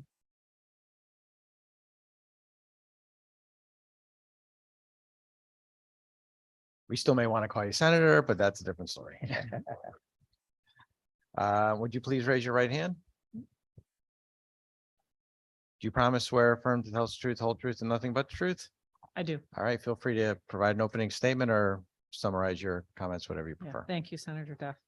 Good morning, Senator Duff, Senator Looney, Representative Concepcion, Senator Kelly, Representative Yakarino, and other distinguished members of the Executive and Legislative Nominations Committee. My name is Beth Bai. I'm Commissioner for the Office of Early Childhood, and I'm grateful to Governor Lamont for his commitment to high-quality early childhood services in Connecticut and for this nomination to keep leading the agency. It's wonderful to follow my colleagues, Commissioner Mascara-Bruno and Commissioner Hurlbert, both of whom we collaborate with. Commissioner Mascara-Bruno on Head Start and housing, and Commissioner Hurlbert on preschool ag programs. The challenges of COVID-19 have been big for early childhood education, and they are ongoing. And they have tested our agency and the field. Both are still adapting and working towards recovery and stabilization. And stabilization doesn't mean getting back to what was. It means new approaches. It will require careful study, feedback, and innovation. State and federal investments in early childhood have increased dramatically since 4 years ago when I sat here. At that time, OEC was managing $375 million in state and federal funds. That grew to $781 million in 2023. In 2022, and in 2023 will be $720 million. The agency is ready to continue its work to improve our systems. OEC has an incredible staff. I'm very grateful for them, who stay focused and keep children and families at the center, and who work to be responsive to the field. During the pandemic, many of them worked 7 days a week, 12 hours a day at the height of the pandemic. We also rely on partners to do our work, be it home visiting, birth to 3, or childcare. And we're fortunate in Connecticut to have so many agencies committed to high quality services as well. They too worked weekends, evenings, just to stay open. We're grateful to have an office dedicated to young children and their families.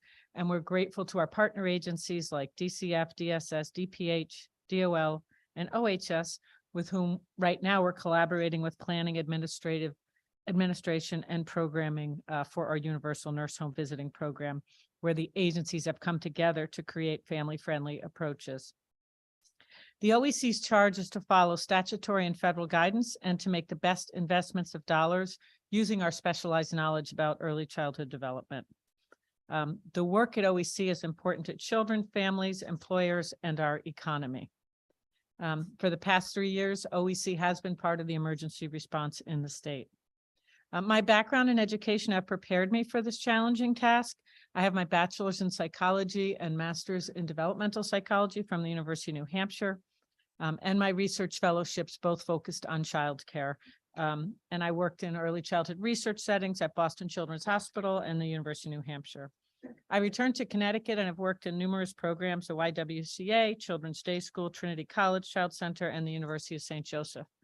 I moved on to become Director of Early Childhood for CREC and helped oversee early childhood programs there, public schools, private programs, birth to 3, and the likes. I have had the pleasure of partnering with many families who've benefited from access to high quality preschool and kindergarten. But I still remember the faces, and I know there are many families today who desperately want to get into and have access to high quality early childhood programs, but cannot afford them. Maybe they don't win the lottery, or they just don't have easy access to high quality programs in their community. I understand the challenges that early childhood programs face with multiple funding streams. And I also remember that anxiety that comes when the licensor comes to visit. And I'm really proud of our licensing team as well and their support of programs through the pandemic and the approach they take now. I never ran a childcare program during a pandemic, but I have listened to the challenges and am both blown away by the pain and the hard work and the resilience of programs. And I think it's pointed out how critical childcare is to this economy, to the healthcare sector, to public health. The charge at OEC is critical for families and for Connecticut's future. We can help realize opportunity. Governor Lamont talks about growth and opportunity, and he understands the role that early childhood plays in that. Now, we know that investments in early childhood have a return of about 13% from the work of James Heckman at the University of Chicago. And that's realized through better educational outcomes, economic outcomes for families, health and wellness outcomes for children and families, and social outcomes. At OEC, our work starts with home visiting prenatally and carries right through school age. One step we're really proud of that we've taken during my time at OEC is instituting a parent cabinet where parents have a regular time to meet with me and members of our staff and give us feedback on the programs. And also they're connected to community ambassador parents across the state. Many of our partners and programs and families still face tremendous stressors in 2023. We've worked over the past few years with our federal funding and some of the federal rules to try to help reduce this stress under the leadership of Governor Lamont and in partnership with you all here at the legislature. In Connecticut, 35% of programs report in a 2022 study that they would have closed without the extra supports that they received. So I think, that just shows how much it means. And also the average state lost about 9% of childcare capacity during the pandemic. Connecticut has lost too much, but we've lost 1%. I think it has to do with the speed of the supports because we had a single agency, and also the kinds of supports which were very much informed by the field and families. My overriding goal as commissioner is to support optimal child development for Connecticut's children, and supporting optimal child development for children also means supporting families. It also means supporting programs so they can deliver high quality services. I've just come, I ran over here thinking I was late, but I had plenty of time.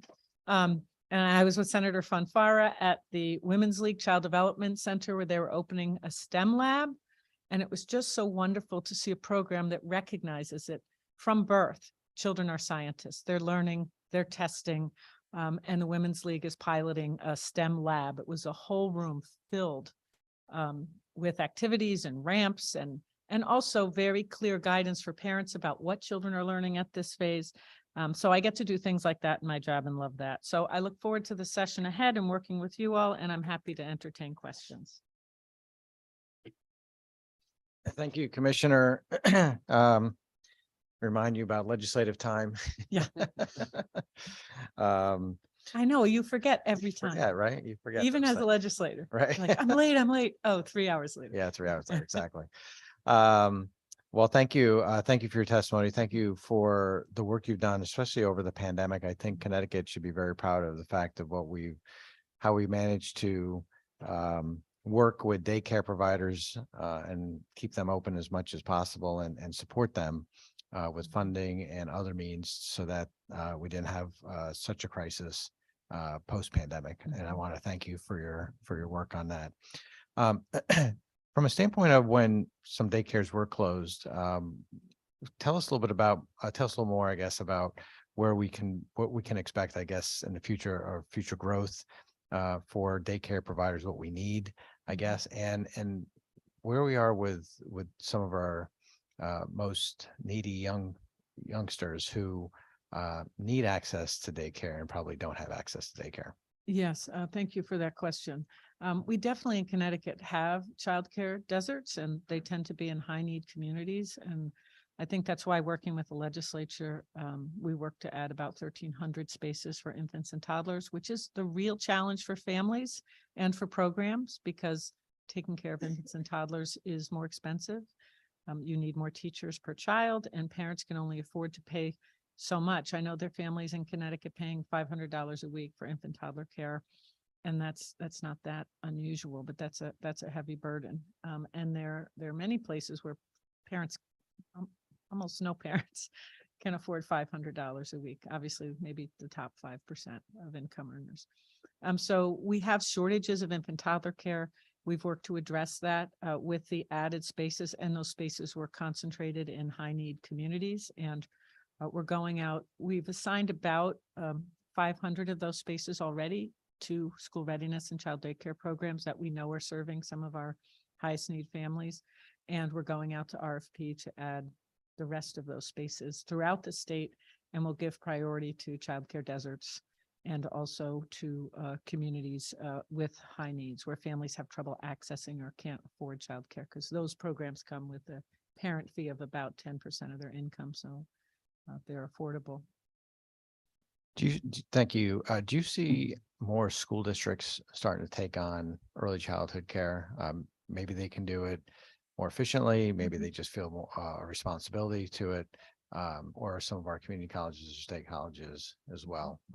More than in partnership, I guess, with private providers, but we've been working to try and increase the pay for those who are workers, and that has been a struggle over the years. But seems like we're starting to see maybe some school districts and others try and take that on as well. Any comment on that? Yeah, we have very much a mixed model in Connecticut, and there are school districts that have added a significant number of preschool programs. I think your community of Norwalk's a good example. It's very much a public-private mix. There's some public school programs, and then there's some private programs. There's full day, part day. Families have all different needs as family schedules have been changing. But we're pretty close to having enough preschool spaces for every 3 and 4-year-old in the state, thanks to, I think it was Speaker Ritter at the time, who pushed school readiness, which opened up a whole lot of preschool spaces across our highest need communities. And also many of those are in public schools. We see towns adding public preschool spaces as well. And we see development of private programs too. So it's a real mixed model in Connecticut, I would say, Senator, right now. And little by little, school districts are adding preschool, but often that's to have peer models for children in preschool who have special education needs. I personally am a huge fan of school readiness, obviously. I personally think we should have a family resource center in every one of our schools and at least alliance districts and private school districts as well. I think they're really needed also. And I would say, just as a parent as well, we had 2 kids in daycare at the same time. It was very difficult. Now that we have one in college, it seems easy comparatively.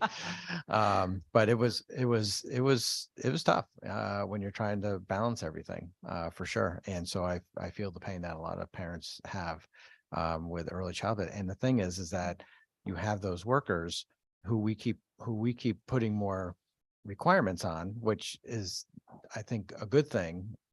We have to fund that, but we also see many of them who qualify for Husky insurance, which is not good. It's not our values here in the state of Connecticut. So we've got to make sure we straighten that out so that it is the daycare workers or early childhood workers are treated as workers who are valued and who can work in an employment that pays for the level of education that we're expecting and the level of care that we expect and growth for these kids. So I know you share that sentiment as well. So I'm going to thank you again. Thank you for everything you've done, Commissioner. I'm going to pass it off to my co-chair. Thank you, Mr. Chairman. Commissioner, congratulations on your renomination. Thank you. And thank you for, as the chairman noted, for your leadership and all the roles you've had throughout the years. I just have 2 quick questions. You mentioned the creation of the first ever parent cabinet in 21. Can you just expand a little bit on what the roles and responsibilities of the cabinet are, who's part of it and all that? Because I think it's a fantastic addition. Well, it really has been. And I have to give credit to Elena Trueworthy and Shanae Russell in my office for their leadership. Basically what happened is parents co-created it. So, and they kept going during the pandemic. So we went around the state and say, are you a parent leader? Do you want to help us design a cabinet? So we had a group of parents that co-created it versus us saying, here, we need people to fill in these slots. And what they designed was to make sure each region had 2 representatives from the parent cabinet, and thought it was important that they be connected to parents in their community as well. So then there are parent ambassadors who work through sort of local early childhood collaboratives. They come together monthly, and they both get updated about our program. So they have questions about, say, birth to 3, and want to know more about that. Our birth to 3 director comes and updates the parents about what's happening. They get a broad overview. And then we had questions during the pandemic about how to best apply resources. We would go with a presentation to them, get their feedback, make adaptations. So they're really helping us with governance and operational decisions, because we find that a lot of times, providers are organized and come to the legislature and come to us and say, do this or that. But parents' needs are really changing, and we want to make sure the parents had power in the system. So there was a whole interview process with the parents, interviewing parents. And then they looked at the state and made sure that it was representative of the state demographically, racially, culturally, linguistically. And ultimately we launched last year. And I would say it has exceeded my expectation as commissioner, how much guidance they've been able to give me. They are our customers and consumers, and they're educating us at OEC. Again, that's fantastic. Anytime we can get parents involved in policy making for the children, as they are, as you mentioned, they're the ones that are there. Yes. They're there all the time. So it's great to get them involved and actually hearing what some of the issues are and kind of moving forward on establishing some guidelines and things like that. So congratulations on that. I thought that was fantastic. My next question is, there's certain departments and jobs here in the state that are a little bit more high stressed and more emotionally draining than other ones. I think of anybody that works for DCF or anybody on the public safety realm. And I think of individuals who are really invested in children as being, again, working in a kind of high stress, very emotionally vested job. So I was wondering if your department or any other department here in the state offers support for whether it's emotional support or mental health support for everyone that either works in your department or in early childhood centers. Yeah, that's a great question. We have during the pandemic, we had a nurse line where programs could call either for support for themselves or others, which was helpful. That is no longer up and running. But we've also stood up networks. One of the backbones of our early childhood system are family child care providers in the family child care provider system. But they can be on their own. And like you said, high stress job. They're dealing with parents who are stressed, and especially during COVID, even more. They have children all day, sometimes 10, 12 hours. And so we have a network of family child care support networks who help programs in their practice, but also offer support. And they also bring them together to offer support to each other. So that's been a really great way of offering support. And we've also launched a program called Pyramid, which we are expanding throughout the state, which is a framework and approach to wellness, and with a strong emphasis on social and emotional wellness of children and families, giving programs the tools they need to support each other and their own staff, and also children. But certainly this is an area that we need to expand on, and using federal funds. We've just hired, I'm announcing to my staff today, a full-time durational project manager that is going to be focused on behavioral health, both for families and children, but also for the staff, because early childhood providers are unbelievable. You just need to talk to any family member right now who's relying on one for care, because it's not just care, it's also support. And they really help keep our economy going. And to Senator Duff's point, they are undercompensated, which adds stress to them. And we came to realize during the pandemic exactly how many don't even have health insurance. So we agree, and we need to do more in that area, Representative. So I appreciate you raising it. Thank you very much. And again, congratulations on your nomination. And again, thanks for your leadership and throughout all these years. Thank you. Thank you, Mr. Chair. Thank you, Representative Yakarino. Thank you, Mr. Chair, and really good questions, Chairman Concepcion. It's good to see you, Commissioner. Great to see you. I just have a couple of questions, and I know through the pandemic, it's had to be very difficult for the educators and the children.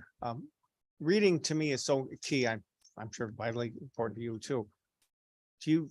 Have you seen a decline, or, I mean, you could read anywhere, but is there any mechanism to see how the reading's progressing for In our earliest Yeah. years? Well, they're young, I know, but yeah, no, but but early literacy, again, starts It's at key. birth, back to STEM and STEAM. I mean, all of this really starts at birth. I mean, children are hearing language in utero. We have had this campaign going, reminding parents about how brains are developing and talk to your children, Right. et cetera. And we're going to be doing some study of this as well, thanks to Senator Fonfara's funding his program last year that he promoted. So we know from our assessment, we have language and literacy as part of our assessment, which means children know how to rhyme, they can hear first sounds, and they're recognizing their letters. Kids are signing in when they come. We know that more children are going to kindergarten not having had early childhood because of the impact of COVID, or having fewer years of early childhood because of either program closures or parent fears of they kept their kids home. So we have heard that there are some challenges, for kindergarten teachers, but we have a big emphasis on literacy in both the in what we call the preschool frameworks, that is the goals, and in our assessment framework, so the programs can then meet with families and let them know how their children are doing. So it does start early, Representative, and we work to promote that. I've always, as a legislator, supported these programs because you're helping build, even though the child that's birth to 3, but they're still getting a self-confidence. Even the STEM, what Senator Fonfara is doing, that's vitally important, especially for girls. I mean, I'm the co-chair of the Bioscience Caucus of Connecticut, Mhm. and that's so important to start at an early age, is to have that belief by the time you're 4 and 5, I could do this. Yeah. I feel confident enough to do this. Exactly. I think it's wonderful. Mhm. The parent council, what's the participation, say, for inner city parents or rural parents? Uh, that's was- key, I think. Yeah, that was part of the charge, and we have representatives from every region. And the participation's been great, and we do compensate parents for participation, which we think makes a big difference and is respectful of their time. We all come to meetings as part of our jobs, and if we're going to ask parents to come and lend their expertise, they need to be compensated. And I'll say that the parents went to Washington, D.C. to present at a national conference Really? for other states. Were asked to come and did, about how to develop a parent council for your early childhood system in the state. And they did an unbelievable job. They did all the talking and talked about the value and really stressed, how Connecticut, people think of Connecticut as, like in other states, as a country club, but they could really stress how there's rural, there's urban, and there's suburban, and all parents from all different parts of the state came. So parents that can't, say, travel, is there a way, a Mhm. mechanism for Zoom so they can at least listen and participate? Absolutely. Zoom has been fantastic for this because it's very hard for parents Right. to travel. So almost, I believe virtually every meeting has Good. been on Zoom, except for the announcement of the cabinet and their presentations when they go out. But like if I meet with Mayor Simmons about childcare, the parent cabinet member from Stanford came with me, and she lent a lot of expertise and information to that meeting. Well, I appreciate everything you do, and Mhm. I've always supported these programs. And I think most people do. Mhm. It's money invested early on, but it saves down the road, and It for a does. better Yep. life for a child. Yep. So And even in the moment, it relieves. it really is. It's for the just, family. I could Yeah. still remember when I was a little older than 3, but say 4 or 5, I did a little project. It was a stupid science project, but I still remember that all these years later. I did it in my I went in the basement, and why I remember that, but I loved it. But thank you, Thank you. Mr. Chair, and thank you, Commissioner. And I can't vote for you. I wish I could, and pleasure seeing you. Thank you. Thank you, Representative. Senator Looney, followed by Senator Hartley, followed by Senator from Bristol. Senator Martin, Senator Looney. Thank you, Mr. Chairman. Commissioner, how are you? I'm good. Thank you, Senator Looney. Good. I am pleased that your nomination is a Senate resolution, so I will be able to vote for you, both here in committee and on the floor.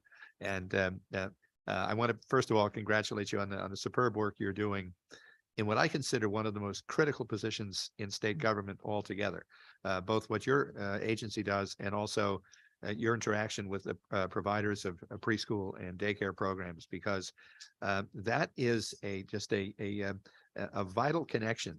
And when that connection is severed or is not serving well, it casts a pall over everything else. We know that one of the great tragedies is the number of students who start kindergarten and are not prepared to be there.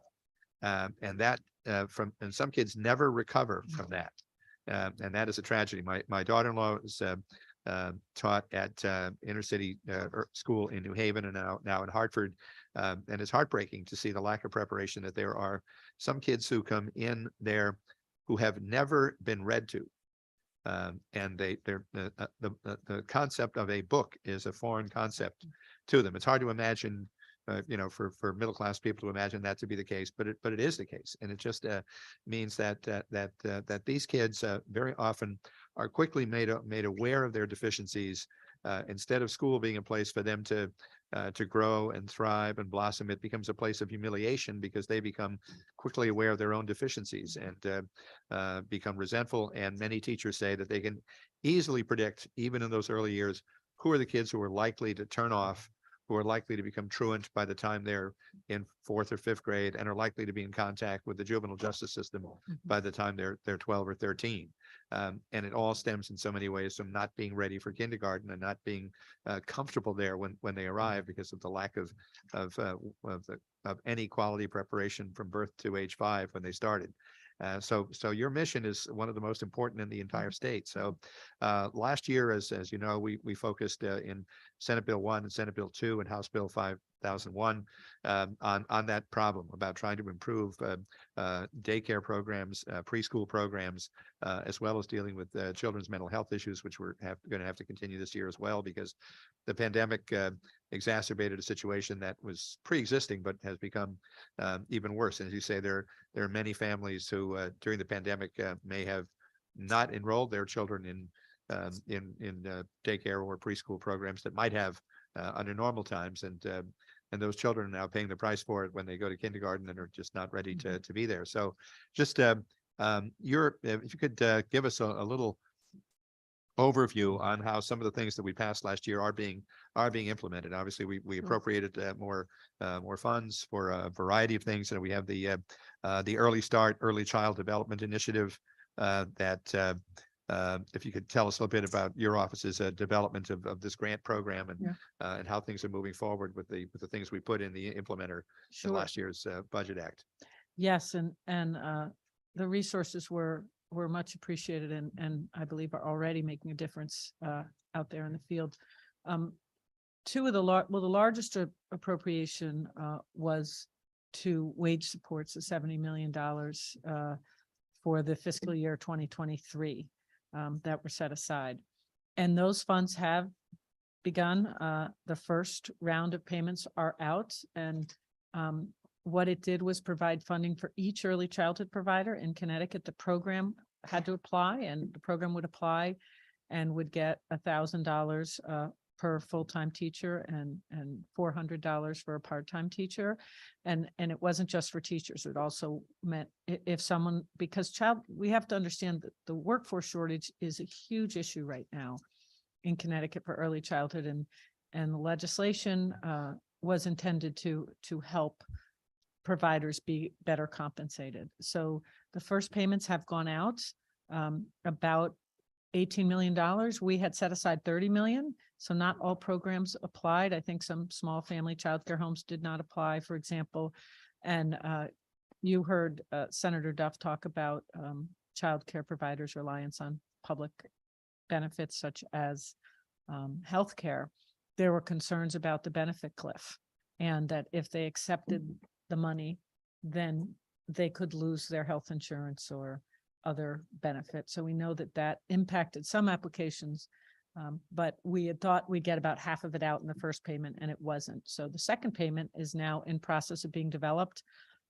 Much like I talked about with the parent cabinet, we have been bringing that out to stakeholders. I met with some stakeholders from your community yesterday, Senator Looney, to give us feedback before we launch this, because the second payment we want to be, will be more equity-based. One of the challenges is that sometimes it's easy to forget that 70% of the market is private, totally private businesses, some for-profit, some nonprofit, and then about 30% are state-funded. And many are sole proprietor, single owner, single worker, businesses. So the second payment that's being developed right now will send more funding to the higher need communities, because we know the higher need communities are struggling much more with hiring and retaining staff. And we also know that programs with infants and toddlers are struggling with the same issue. So the next one will have an equity bonus, much like the stabilization funds did that went out 2 years ago. And it will be more like 50 million with the second payment that should launch in February. So we've partnered with United Way, who's been incredible, helping get the information out, take information in. And then the Office of the State Comptroller has also been amazing. We're an agency that is not used to making payments to 3 or 4,000 individual businesses.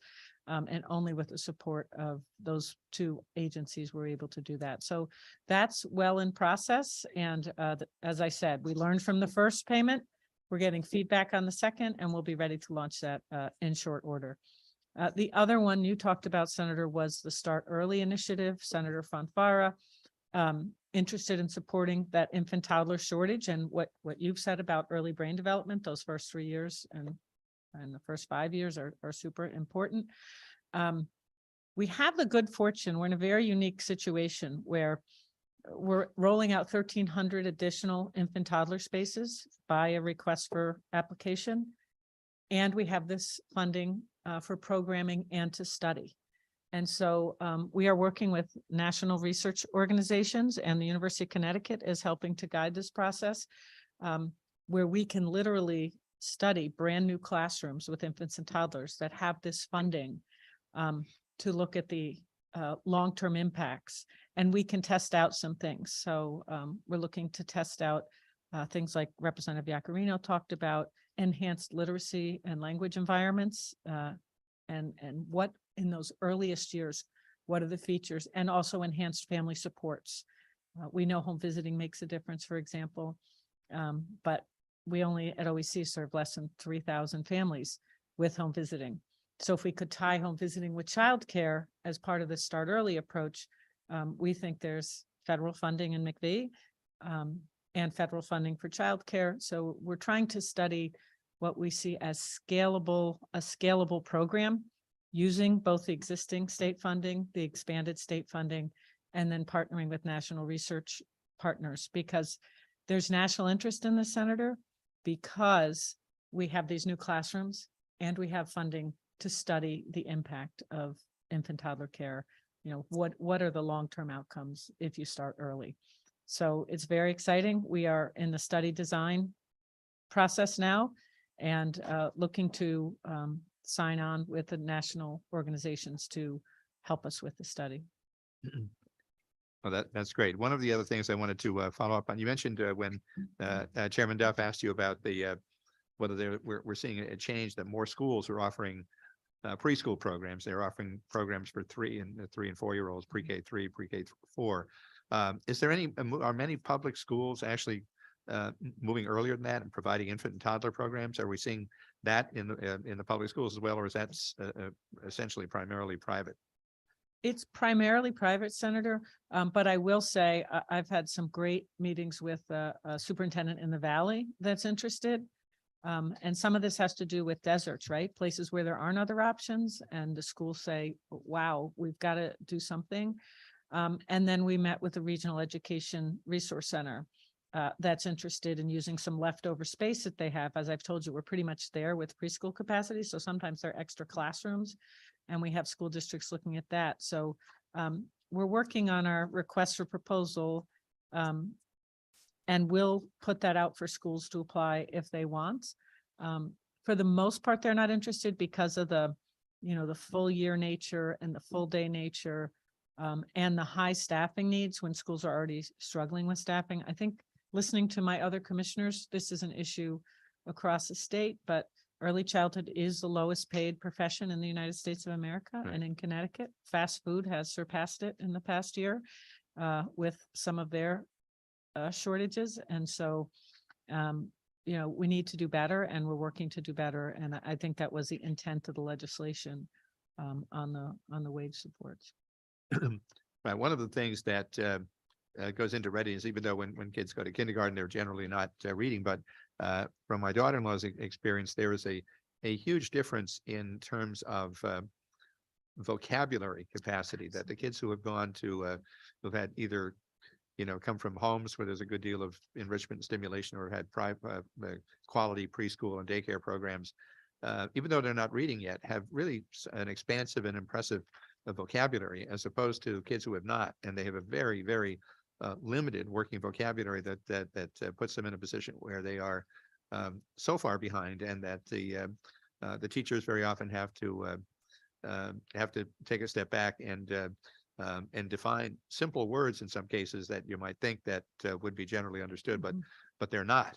And you might just talk a little bit about the pedagogy of language development from the earliest time forward. I'm so happy you asked me this, Senator Looney, because it's super important. People at home are watching that, before anyone learns to read, they come with the vocabulary. Right. And early childhood education is known to increase vocabulary development. And one thing I'll say to parents often is, you can read and comprehend, Senator Looney, right? But if I gave you a mechanical engineering textbook or a legal textbook, you would read much more fluidly in the legal textbook because you're a lawyer, but you don't know the words in the mechanic. So you can teach kids to decode, and kindergarten and first grade teachers are doing that. But if kids don't have the background knowledge, it's much harder to learn to read. That actually, the Peabody Picture Vocabulary Test is the most reliable assessment of later outcomes for young children, 3 and 4-year-olds.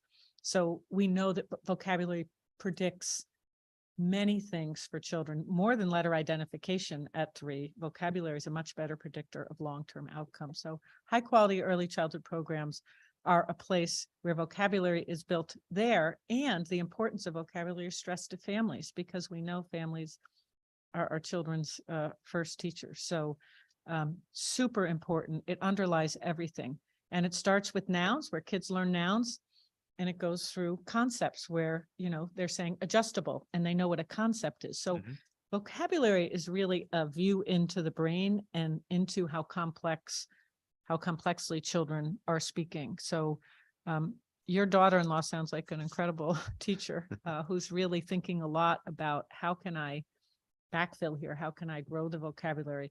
But I think that's the great part about this study and the investments in those very, very early years, because that's when the brain, the 2-year-olds growing words every day, and the more exposure they have, the better when they're 6. But that's, I mean, it is true, because you can just see it. Not to brag, but my 4-year-old granddaughter knocked over a box of crayons, and my son said, Isabel, pick up your crayons. And she said, Daddy, you could also say collect or gather. That is a great story. So, I mean, so that, we're very proud of her, as well as her older sister. But that's, again, that's, that didn't happen by accident. That happened with quality preschool and an enriched home environment. So that's the issue. So I'm glad to hear about that, because that's because they're like little sponges. They have great capacity to learn if they're only presented with it. Primed for Yeah, it. yeah. And we don't want to miss that opportunity. That's right. Absolutely right. So thank you so much, Commissioner. And Thank you. We know you're doing great work. And as I said, it's among the most important work being done by anyone in the state, because we just know that when kids get to kindergarten and they're not ready to be there, tragedies often happen shortly thereafter. Thank you, Senator. Thank you, Senator. Senator Hartley, followed by Senator Martin. Thank you very much, Mr. Chair and Commissioner. It's a delight to know that you are going to be with us for this incredible journey. I've been blessed to be able to work with you on a lot of different levels, Senator, Representative, but I have to say, Beth, my observation is you really hit your stride here. This is your purview, and we have benefited so greatly from your leadership and your passion for this. So congratulations on everything that you've done thus far, and we're really excited about this next chapter. And having said that, you came through one of the most challenging times in the office. I mean, you stood up the office, but then, of course, we all were in this global pandemic situation, and talk about being slammed. So I just want to say, on my own local level, it was remarkable to see the work that the department did in, unbelievable time to turn around and open up daycare centers for our healthcare workers when we needed to keep hospitals and emergency rooms running, and schools weren't running as usual. And our own YMCA, completely pivoted, and that was under your guidance and support and leadership. It's just a remarkable story, and just great outcomes. But let me just briefly say, because I know there's a lot of people who want to talk, and I know we have one more commissioner as well, but so going forward, I'm particularly concerned about healthcare, child healthcare as an industry. And, for the first time, I think the message resonated and people connected with the fact that childcare is an economic driver. And when that part of the economy is not performing and is being stressed, it has an incredible domino effect, and we witnessed that so vividly. So my question is, how many child care centers did we lose as a result of the pandemic? Because I saw it in my own area that these businesses just shuttered. Yes, thank you for that question. I just do have to respond to your and be grateful to Jim O'Rourke at the YMCA of Waterbury, because his willingness to step forward and do this helped bring others to the table at a time. It's hard to remember. I will tell you, I will never forget the call I got from Governor Lamont, because states all around us were shutting down all their childcare centers. And he said, it was very much like being in a chain of command in the military. And I don't mean to compare it to the great work that our military do where they're, going into battle, but where Governor Lamont was super clear, called me and said, Beth, we have to keep childcare open for our healthcare workers. And it seemed impossible. Like, how are we going to do this when everything's closing? But our childcare programs, like the YMCA, stepped up. We had very generous philanthropists that stepped up and had money in the bank in a week so that we could get programs up and running. So it's philanthropy, it's our governor's leadership, and childcare providers and workers who went to work when we didn't know what this was. There weren't masks, there weren't vaccines. It's hard to remember, but we have to remember the service of those childcare workers putting themselves out front. And Governor Lamont, mentions it all the time when he sees me, that courage of those, I would say, we have to say childcare. He said, no, they're first responders. To him, they were first responders in that situation. So you give me a moment to say that, but it was incredible what they did. And kept everybody healthy. Everybody healthy. So your question, I got to get back to your question, which was about the workforce and the challenges with the workforce. Is that correct? And the business and how many closed. About 70% are private businesses. And in Connecticut, we lost about 1% of our supply. So we have approaching 4,000 programs. So when I say that, Senator Hartley, I can get the exact number of programs that closed and opened, but every year programs close and open. And before the pandemic, we were losing programs because, really for the past 10 years, I have a chart that I'll get to you that just shows a slow, particularly a slow loss of programs, particularly family childcare programs. What we did find was the stabilization funds actually reduce the rate of closure overall in the state of Connecticut, showing that the infusion of cash that came with CARES and CRISA and ARPA over the course of 2 or 3 years helped programs stay open. I expect now we're going to see a little bit more of a drop because that the infusion of cash is coming to an end, and many programs put the dollars in the banks and have in the bank and have been using them all along. But the strains and stress of the business is very challenging. And most programs are experiencing a drop in enrollment, which really hurts their bottom line. Childcare programs need at least 90% enrollment to make their budgets work on average. And programs are hovering between 85 and 90%. So it sounds close, but already the business model was so fragile that you can't lose 5% of enrollment. And I think it's both during the pandemic, parents figured out different options and ways to provide childcare for their children. And Senator Duff talked about, there are public school programs which take children out of the private market, if you will. And just the business model. I think people are exhausted. Small business owners are saying, I'm super tired and I can't make enough profit to keep this going. So I think the harder years are the next 5 years and what happens then. Yes, thank you for that thumbnail. And so in view of that, I know that OEC and then the University of Connecticut put out a report, and I'm wondering, and I haven't had a chance to look at those, but I will, if there is any initiative from, the agency's perspective in terms of putting a strategy in place to blunt this. Yeah, I think the biggest challenge, like my other commissioner said, is workforce. And I have Millie Torres Ferguson is here with me. She's been sort of managing our workforce development options. We have a program in Norwalk that's reaching out to high school to get more people to enter the pipeline. We have efforts with advertisements.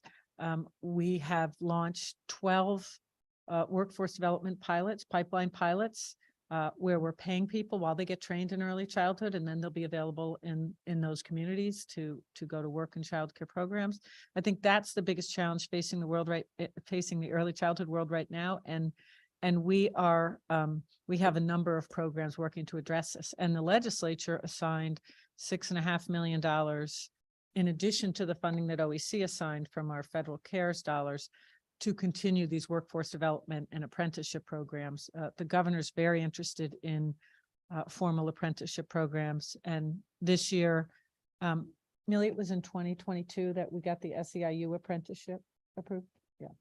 In 2022, we had an SEIU apprenticeship approved with the Department of Labor. We've never had these before. The path into early childhood was too steep, we think. And so we're trying to develop some on-ramps to grow the workforce. And then at OEC, we're really focused on our state-funded programs. We have about 13,000 children in state-funded spaces in both competitive and priority school districts. And the legislature also assigned funding there to help them deal with this slightly lower enrollment. About $15 million a year is in place this year and next year, thanks to that assignment last year, funds from the legislature.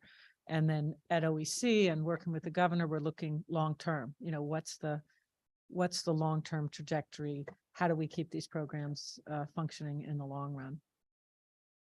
Thank you, Commissioner. And so, I mean, it's part of this also, we know like census is down, enrollment is down, like in community college and so forth. Right. So is this also, are our census down, our numbers of children in this age group? And then also, is this part of the whole issue of, in terms of people, just yesterday we did manufacturing caucus and they reported to us that manufacturing is in a position that it was pre-pandemic and even better. So we look like we've stabilized there. But with regard to childcare and this population, we know that women have been in greater numbers not returned to work. Yes. And so does this play into the drop in enrollment? I believe it does. I mean, if you go by the Fortune estimate of like 4.2 million women out of the workforce across the country, you can figure that Connecticut has 42,000 women who are not in the workforce right now because they can't have access. They don't have access to childcare, which means either they can't afford it, it's not near, they don't have transportation. That's a significant, Senator Hartley, from your committee chairmanship, you know that the worker shortage is impacting our whole state's economy. And we know we're estimating there are 42,000 women who are not in the workforce because of childcare issues. We have stabilized the field. And I think that's the challenge right now is how do we maintain that stability going forward? And unlike public schools, this is a 70% private industry. So that's why I say we're super focused on the programs that we fund and how can we stabilize those? How can we work with Care for Kids to make sure that that is a tool that parents have out there to access childcare? So we're also looking at ways to enhance that program so more families have access. And during the Lamont administration, it's gone from 15,000 children on Care for Kids to more than 20,000 children on Care for Kids. So more families have access now than did prior. But some of that is because of the ARPA funding that he really assigned to say, we've got to help families recover too and make sure childcare certificates are available. Thank you very much. And once again, however we can support you going forward. Thanks Thank for you, the great Senator. job. I look forward to working with your committee. Thanks. Thank you, Mr. Chair. Thank you, Senator. Senator Martin. Thank you, Mr. Chair. Congratulations on your renomination. Thank you, Senator. Commissioner/Senator. Yeah. Just a few questions. So did I hear you have 13,000 children? And are those slots or are those overall in the whole program? In state funded programs. In state funded Yeah, programs? they're about And that would include 13,000. private and public? Oh, no. Oh, no, that's just the state funded. That doesn't include public school, children enrolled in public school. Those are the number of kids in state funded childcare spaces. And what is the number for the entire state? Well, there's about 35,000 children per cohort in Connecticut. So each 1-year-old, 2-year-old, 3-year-old, 4-year-old. And then you have about, 70% of families, one or both parents are working. And it's higher than that now, but that was when I came in. It's more like 72% now. And when I heard number 4,000 programs, Yep. are you talking about providers when you say that? Licensed program. So it could be family childcare center based. It's a little less than that. It's like 3,700, but So we have 35,000 throughout the state and that are handled by 4,000 providers. 35,000 a year. So you got to multiply year. that by 5. So By 5, okay. Okay, that's- 150,000. And so basically from birth to 4? 5, really. I mean, 5. they enter kindergarten at 5. Okay. You mentioned there was been a decline in, it sounded like both the providers and the children. What was the peak?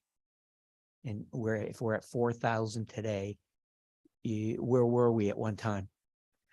I would have to get back to you on that, Senator, what I can do is I'll send the committee a chart Big of fast, the yeah, past yeah, 10 that'd be years, great. and number of licensed programs. So the decline, why? Well, I think if you think it's mostly private businesses, because the businesses weren't working, for them fiscally Yeah, or the model. Yep. because of the amount of work or whatever. And some of it, to Senator Hartley's point, is we do have fewer children than we had 10 years ago in That is true. Connecticut. Yep. So, I mean, that's that's true. part of the business Yeah, would yeah, sure. shrink if that happened. Yeah, and that would explain the decline in children as Exactly. well. Okay. So, so what's the answer to the, let me ask first, what's the average cost to putting a child? I have a daughter, son-in-law, 2 children, and I know that cost. And I have another son who's got a child, and within 6 months, that child will be in Yeah. daycare. So what is the average cost? Is there a range, 200? It's so variable across the state. Like, for example, Senator, I was talking to a family childcare provider in Stafford who was afraid to raise her rates beyond $200 a week for an infant and toddler. And I know, I remember when Adam Joseph was looking for childcare in New Haven, he couldn't find a space cheaper than $400 a week. It is so based on local economic conditions. And there's some programs that just take whatever Care for Kids pays or whatever a parent can pay, destabilizing the businesses, which is part of the challenge. Some of the businesses just don't make it. But I would say for a licensed center, the average rate for 3 and 4-year-olds is between $250 and $350 a week. And for an infant and toddler, it's between $350 and $450 a week. So for a family, Yeah. that's more than a mortgage. I mean, I remember when I had 2 children in childcare, it was more than my mortgage. But what I always think is important to point out, because people compare childcare to college, is when you break down what it costs an hour, it's between $6 and $7 an hour to have your most precious child taken care of, and nobody blinks an eye at paying $25 an hour to have their lawn cut.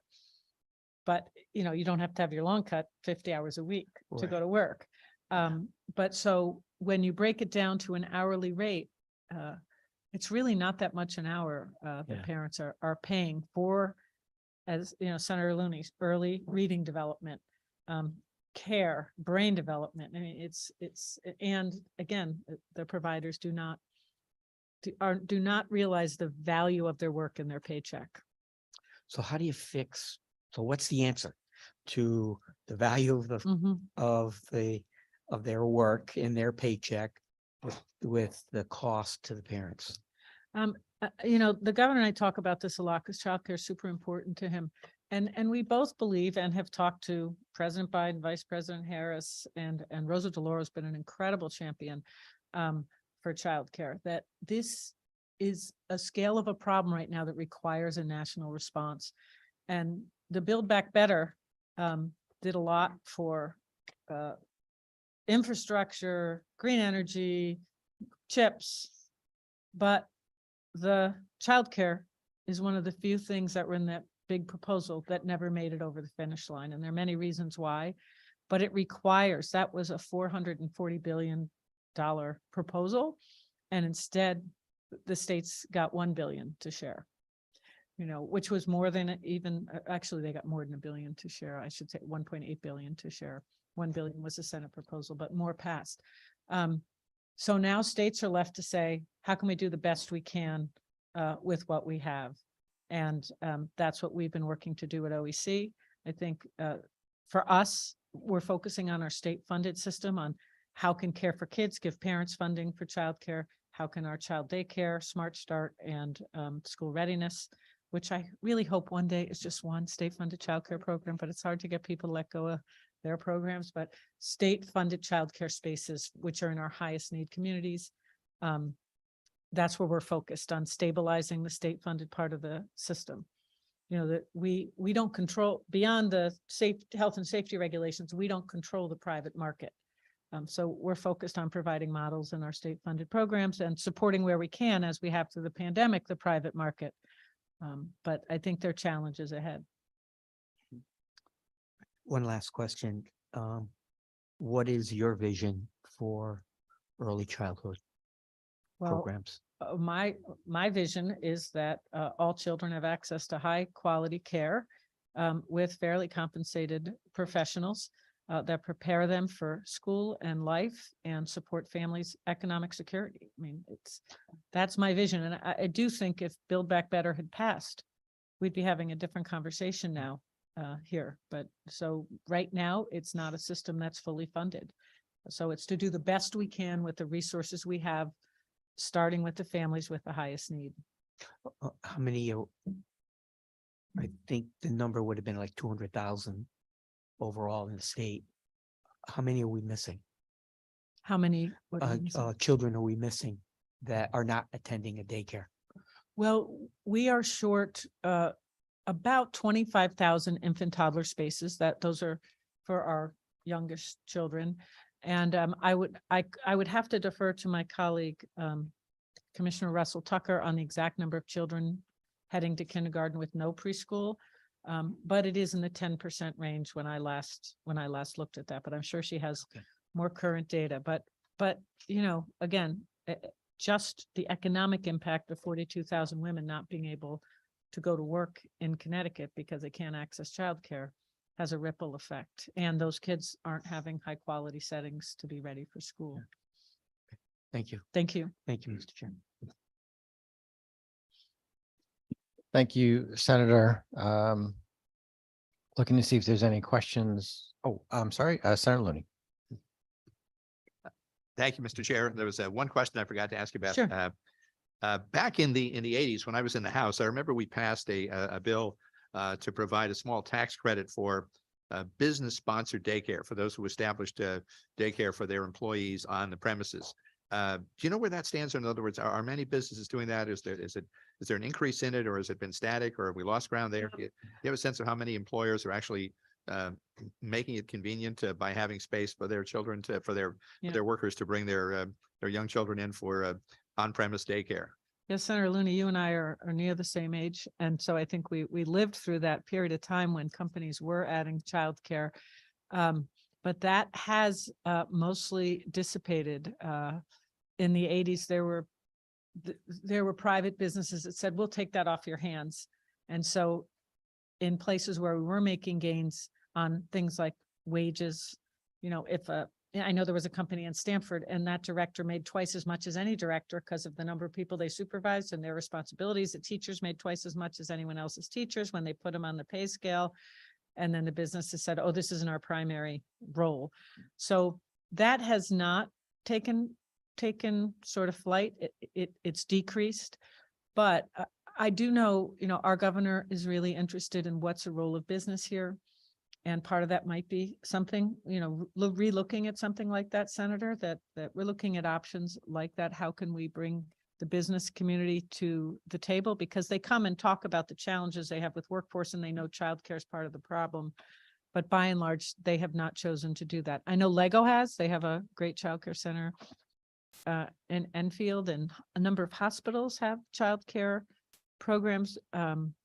But the other thing just to keep in mind that I try to keep in mind is sometimes it's really appropriate, but we have to be careful too that because there's a private childcare market, that it's almost better to think about community-based solutions where those companies' workers are also paying the community-based providers tuition to keep those funds in the existing system that's struggling. But I do think there are times when it's appropriate. So, we'd be happy to talk further about that. And I know the governor is super interested in, public, private, and then, he hears from business. So he wants to know what do they think and how can they help and step up. Thank you. Well, I think clearly that, large businesses in particular that have resources and are really interested in trying to promote the productivity of their employees might well want to consider Exactly. this. And maybe there are some additional tax incentives that we could give them for doing so. I think that's an idea worth exploring. Good. Thank you, Commissioner. Thank you, Senator. Looking to see if there's any other questions from members of the committee or online. Seeing none. Let's see, oh, here it is. The question. Anything in your past that you believe might prove to be embarrassing to this committee, the governor of the state of Connecticut? No. Okay, thank you. Thank you. Commissioner. Thank you you, for being- everybody. Great to see everyone. Thank you for Yeah. being here. Garrett, good luck. Oh, we got questions.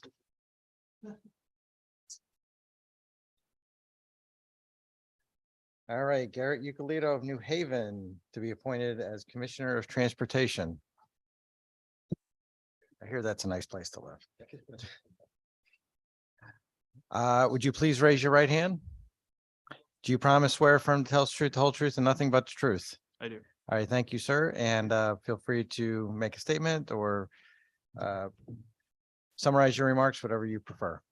Extra points for summarization. Thank you. Thank you, Senator. I'll change my remarks for good afternoon. Senator Duff, Representative Concepcion, Senator Looney, Representative Godfrey, Senator Kelly, Representative Yacarino, and members of the Executive Legislative Nominations Committee. I'm Garrett Ucalito, and it's an honor and privilege to be nominated by Governor Lamont to serve as Commissioner of the Connecticut DOT. I know you have my written testimony as well as copies of my resume, so I just want to take a few minutes to share my thoughts about the future of our state's transportation system and about my journey to get here today. So to start, my focus in this role is going to be to view all decisions through the lens of safety and accessibility. I believe, as do the dedicated staff at DOT, that transportation is more than just moving from point A to point B. It's the connective tissue in our lives and the economy, impacting each resident of and visitor to our state. Every product in our home, every item we purchase, every slice we buy at the pizzeria has been impacted by the investments in and the management of the transportation system. It impacts our physical and mental health, our economic prosperity, and our environment. It can get you to a new school, a better paying job, or an important medical appointment. My family's story is like many others. They came to this country in the early 1900s from Italy and Poland, looking for a better life, settling in Torrington. They started their own businesses, got engaged in civic life, and started families, and left their mark in a variety of ways. Most of my family remain small business owners in Northwest Connecticut, in the construction industry, running their own restaurants, and even owning their own herd of dairy cows. They've taught me the value of hard work and persistence. I went to grad school intending to join the Foreign Service or serve in the intelligence system, but as with all well-laid plans, that's not what happened. Long story short, I caught the transportation bug and decided to serve in a different way. I mentioned at the outset that I hope to view decisions through the lens of safety and accessibility. And I truly believe transportation can be a huge barrier for all of us living in this state. It can artificially limit which jobs you can apply for, and it can limit the pool of candidates that you as a business owner can recruit. It can make it nearly impossible for you to go visit your family members across the state, but it can also open the doors for you. It can allow young people to pursue education and job training courses that they want to. It can allow the grandmother to get out of her home and go socialize for her weekly poker game. Transportation can enable our state, our businesses, and residents to grow and prosper and thrive. I also want to highlight the importance of safety. This is my passion. I strongly believe that safety must be prioritized in all projects and in all decisions.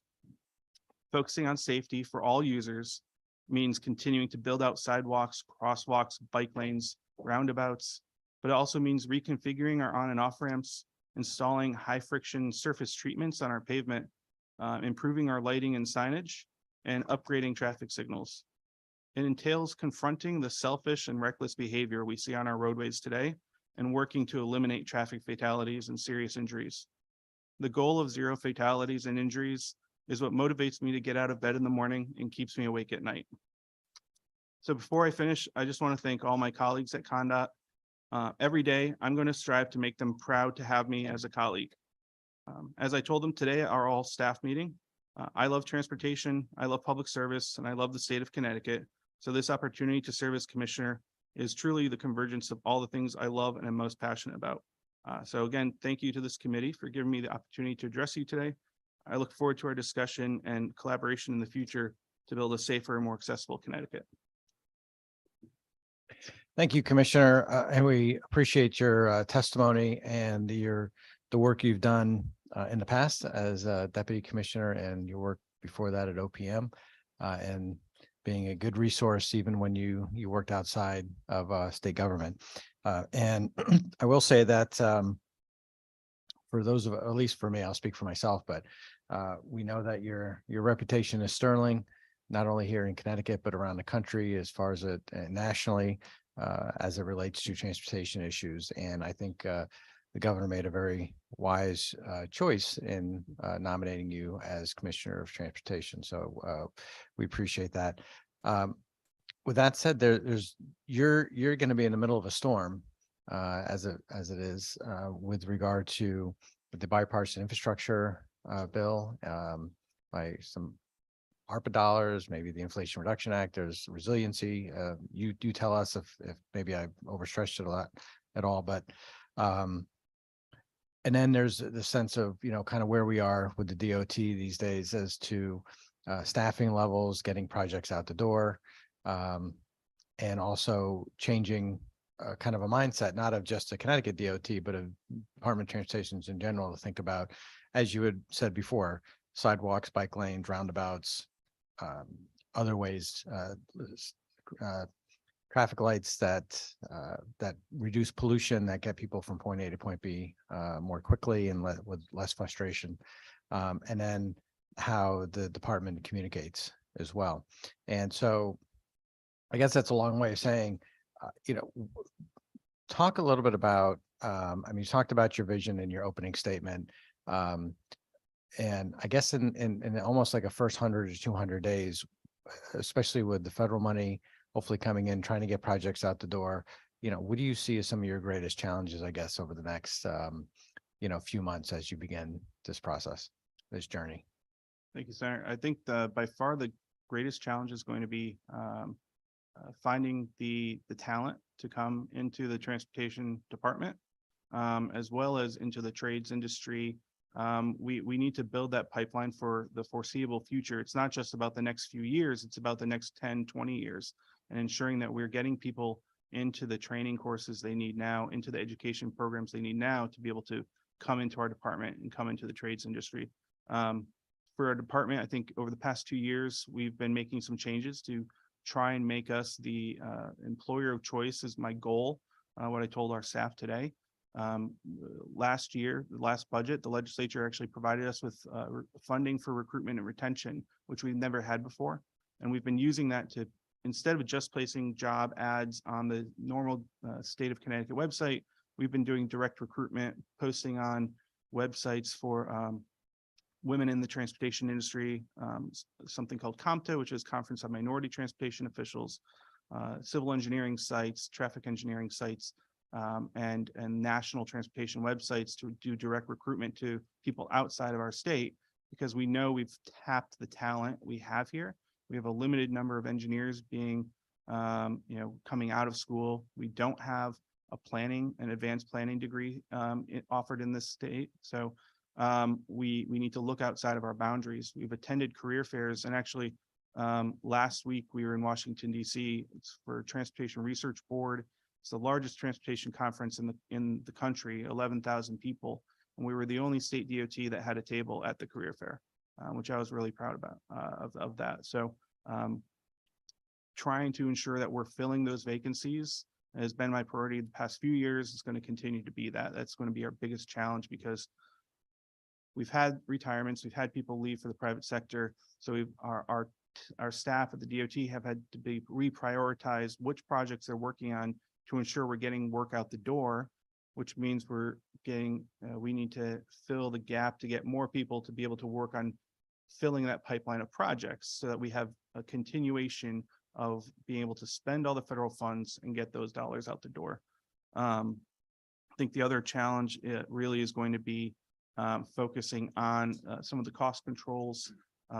It's not a state issue, it's a national and international issue, looking at inflationary costs.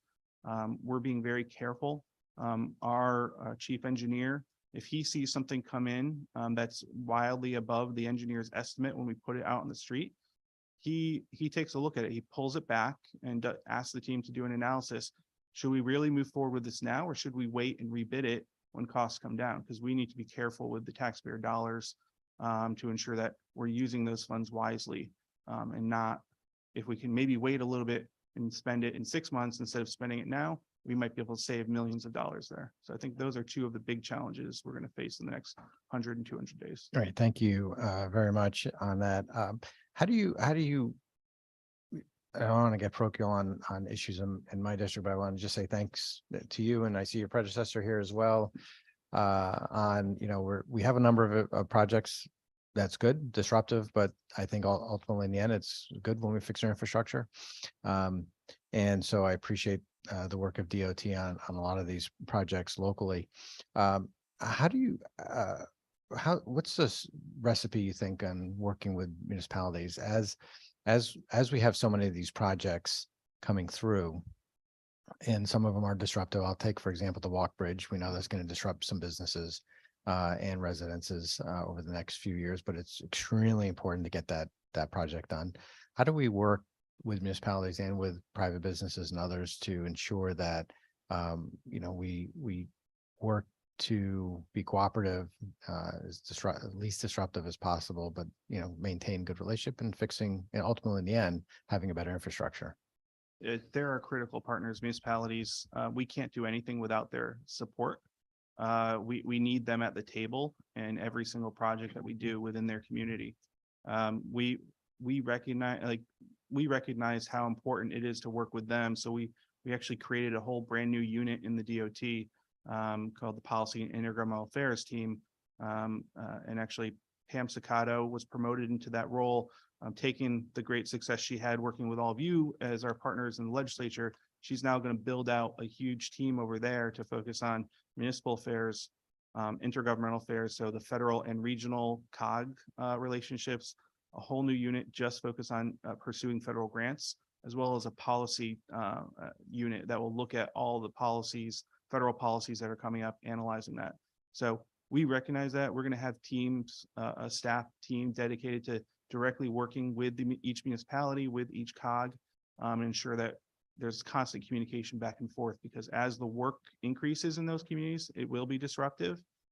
And we have our rights of way team who go out and meet with the business owners, and we plan to have as many virtual public meetings as we need to for each project to ensure that the public is, we're not just holding the meetings in the town hall or at the DOT headquarters now, we're doing those virtual meetings. We're getting a lot more participation from the public. Thank you. And I'm sure we could sit here all day going back and forth on questions, and I won't do that out of respect for you and of course our committee members for timing. But I do want to just end with this, that one, I think that you're again an excellent nominee to lead this agency. Two, I will say for the DOT staff in general, what we've seen over the last probably at least 10 years is that there seems to be much more of a customer service focus through with the staff of DOT. And I that is of course the people themselves, but I think is also a testament to the leadership of the department. And I think that is it's a not always easy when you're trying to put forward controversial projects or ones that are disruptive, but I've seen the department be much more customer service friendly than they probably were in the past. And I just wanted to mention that publicly. I mean, frankly, the DOT touches every single person in the state like the DMV does. And you're a forward facing agency, and that's important for us as elected officials as well. So congratulations on your nomination. If you have any questions, I'll get them on the back end, but I'll pass it off to my co-chair. Thank you. Thank you, Chairman Duff. Good afternoon. Congratulations on your nomination. Thanks for sticking with us today.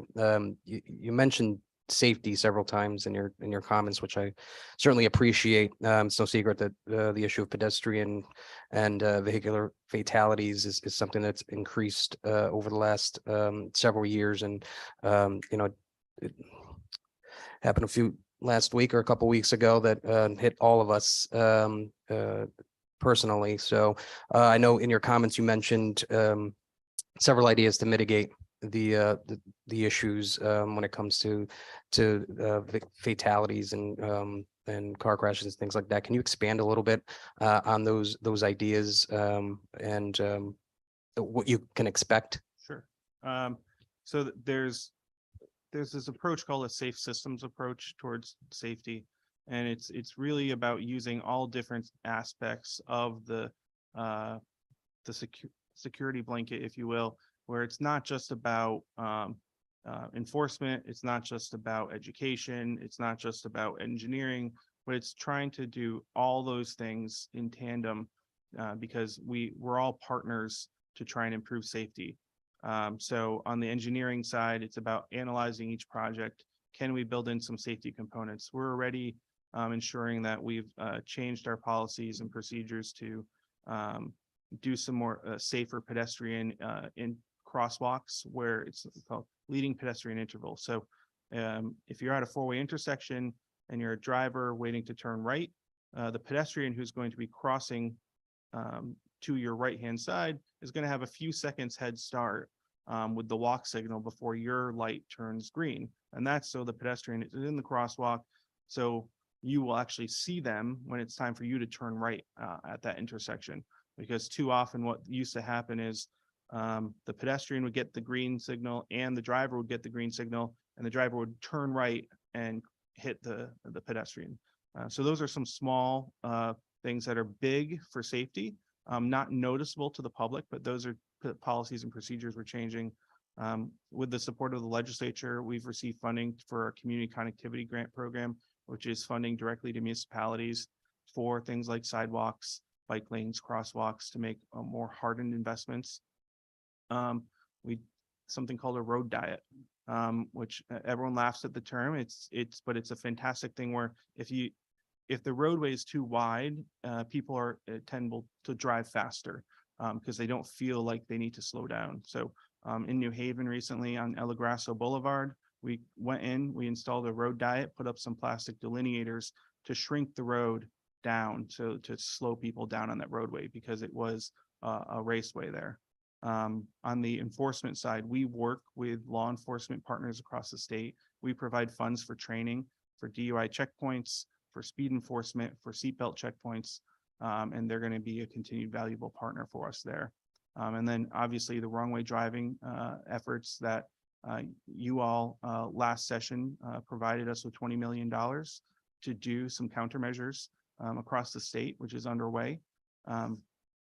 But I think for me, most important right now to combat what we've seen on our roadways, it's been a behavioral problem. Deaths have increased each year over the past 3 years since COVID hit. And we know it's impairment and we know it's reckless behavior like speeding and distracted driving. We know that, and we need people to get the message. We're going to be doing a public ad campaign because going to roll out next month. We finally got the creative built. We were working on it for the past 6 months. It's going to go up and try to educate the public about wrong way driving and what to look out for, what type of signage to look out for. So, we had great success. And I'm sorry for going long on this. This is, like I said in my opening, it's a passion of mine. We had great success over the years on seatbelts. We have over 90% of the traveling public wears their seatbelts, and we need that same adherence rate in impaired driving, distracted driving. And so it's going to be engineering, education, enforcement. It's going to be hitting on all those points. And on your point on reckless drivers, is that an anomaly here in Connecticut, or have you seen that that trend nationwide? It's definitely nationwide. It's all across the country. The National Transportation Safety Board and National Highway Traffic Safety Administration have shown all across the country fatalities, reckless driving, impaired driving have all gone through the roof the past 3 years. Appreciate that. My next one, I'm a huge proponent of public transportation, given the obvious impact it has on economic development and just the retention and attraction of a workforce here. With that being said, my question really surrounds kind of that last mile proponent of it. I have a lot of friends who would probably use public transportation a little bit more if there was a better sense on that kind of last mile. So, where do you see the department's responsibilities working with municipalities on filling that gap that would be really important for individuals thinking whether or not to use public transportation? Great question. So that is a key hurdle to people using that public transportation. So we actually have funding set aside to do 2 different initiatives that we're going to roll out this year. One is to do a statewide bus shelter and signage improvement program, install new bus shelters with signage, lighting, and real-time arrival signage in many cases. And we're going to be working with municipalities on that because it's going to be in their community. They're going to have to maintain it, but we'll pay to install it. The second piece is we're going to put out an RFP in about a week, actually, to do what's called microtransit. So we're going to put out an RFP for communities across the state. If they want to pilot what's called microtransit, which is on-demand transit, think like a public transit version of Uber or Lyft. And it's been wildly successful in urban and suburban and rural communities across the country. But it also can be used for that last mile connection in some places. And then also working, we think, through the community connectivity grant program, investing in those communities to build the bike lanes and the sidewalks near transit hubs, which hopefully will encourage. In Hartford, we have the electric scooters. That's that type of last mile connection that when I lived in Washington, D.C., I used it all the time. If I didn't want to wait for the bus or if I had to get to the subway stop, the metro station, I used the scooters or the bikes to get there. And that's what we need to see more of in our state. Could not agree with you more, and I love those scooters. I'm glad you mentioned bus shelters, because I don't know if this is the same with all the municipalities, but in the city of Hartford, no one really knows who owns the bus shelters. Can you put a little bit context on exactly the responsibilities of DOT versus the municipalities versus, a business improvement district? Yeah, so we have agreements where they're owned and maintained by the municipalities. And there's always, and the snow clearance has to occur by that municipality, because we can't expect the bus driver to, be carrying a shovel on their bus and get off at each stop. So what we're planning to do with this new shelter improvement program is enter into some form of agreement where we'll come in, we'll install it, and then enter and sign that new agreement with the municipality. Or what we've talked about is maybe doing a regional agreement where working with the entity like CROG, maybe they have a contract for maintenance. So they'll maintain that one contract, and any shelter in the region that needs repair, that contract can be used by the municipality to send someone out to fix it. What we've seen in other states too is they'll have an ad company pay for maintenance of it as long as they have one panel with ads on it. And it's successful in a lot of urban communities in Minneapolis and DC and other places. So we're looking at all those options, but it's really important that they are maintained. Yeah, I appreciate that. And thanks for the clarity. My last question is, what has the department seen on the impact of since the state has offered free bus ridership over the last year or so? And I know it's not necessarily your decision, but would you support the continuation of that program? So it has, it's kind of plateaued now. For the past several months, ridership has just stayed static at around, in New Haven and Stamford, it's at around where it was pre-COVID ridership levels. In Hartford, it's still lower. It's around 80% of the pre-COVID ridership. Prior to fare free being instituted, ridership was increasing 10% per month. Once free fare was instituted, it continued to increase. And then as it approached pre-COVID ridership, kind of slowed down. There are federal restrictions on our ability to extend it beyond that 12-month period, because the federal government says that if you want to do anything beyond a pilot, which is 12 months in their book, you have to do it with an equity analysis. What is the impact on the user of doing this pilot program? So what we've done is we have already started doing the research and the work to do a statewide study on fares. So we're going to look at what are the fare structures in every single transit district in the state, including the CT transit ones. Could they be normalized across all systems and be usable across all systems? What is the equity and impact of the fare free on the user? Because what you have to look at is the fares. If the $40 million collected in fares each year is not provided to the system, what happens to the users? That's the type of analysis we would have to do in part of that fare equity analysis. And on the flip side, what else could be done for the users with that $40 million in fares? Got it. Thank you very much for answering the questions. Best of luck. Look forward to working with you over the next several years. Thank you. Thank you, Mr. Chairman. Thank you, Representative Yakarino. Thank you, Mr. Chair, and pleasure meeting you today, and look forward to speaking to you next week. We had a brief conversation in the hallway, or in the we had a brief conversation before we started about electric trolleys. Like, I know people think I'm a little crazy, but I think we're starting to see that more and more in cities.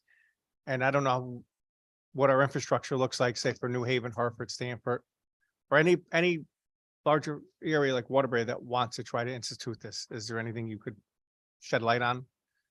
So it definitely is used across the country. There are places where they do have electric trolleys, but they're buses. They have rubber wheels, but they have the catenary, almost like when you look at our Metro North M8 rail cars. They have the catenary, which hits the wire, but it's on a rubber wheel. So I know in San Francisco and others, they have the wires still running across their streets, and the buses capture that.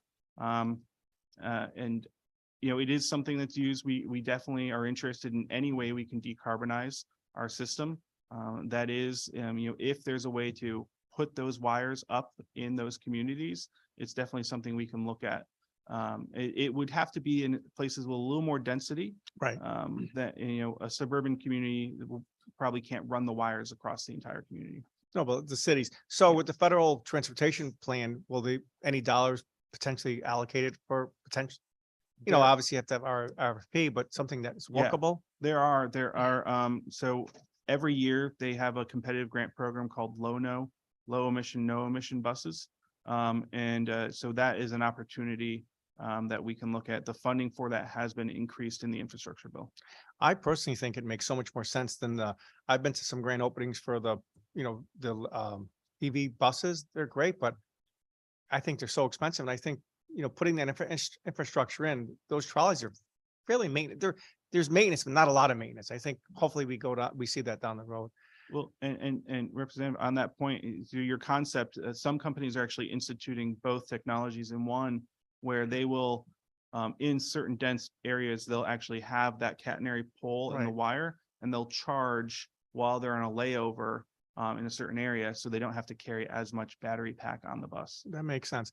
And when I met Commissioner Giulietti, still Commissioner, well, no, former Commissioner Giulietti, who did a very good job 4 years ago, I asked him, and I didn't realize he was such a rail person, but I can't see why we don't have a rail to Bradley, to our airport. It gets people off the road. It's more efficient. You'll see more traffic, I think, at Bradley. And I know there's probably neighboring towns that might not want it, but trains are fairly quiet, I think. I mean, unless it's like a steam, not a steam, a train for like goods and stuff, but it's just regular typical train. I don't think it's that loud. The What? Former Commissioner Giletti has definitely pushed our team on that. So we're in the process of building a new train station in Windsor Locks. We broke ground last year.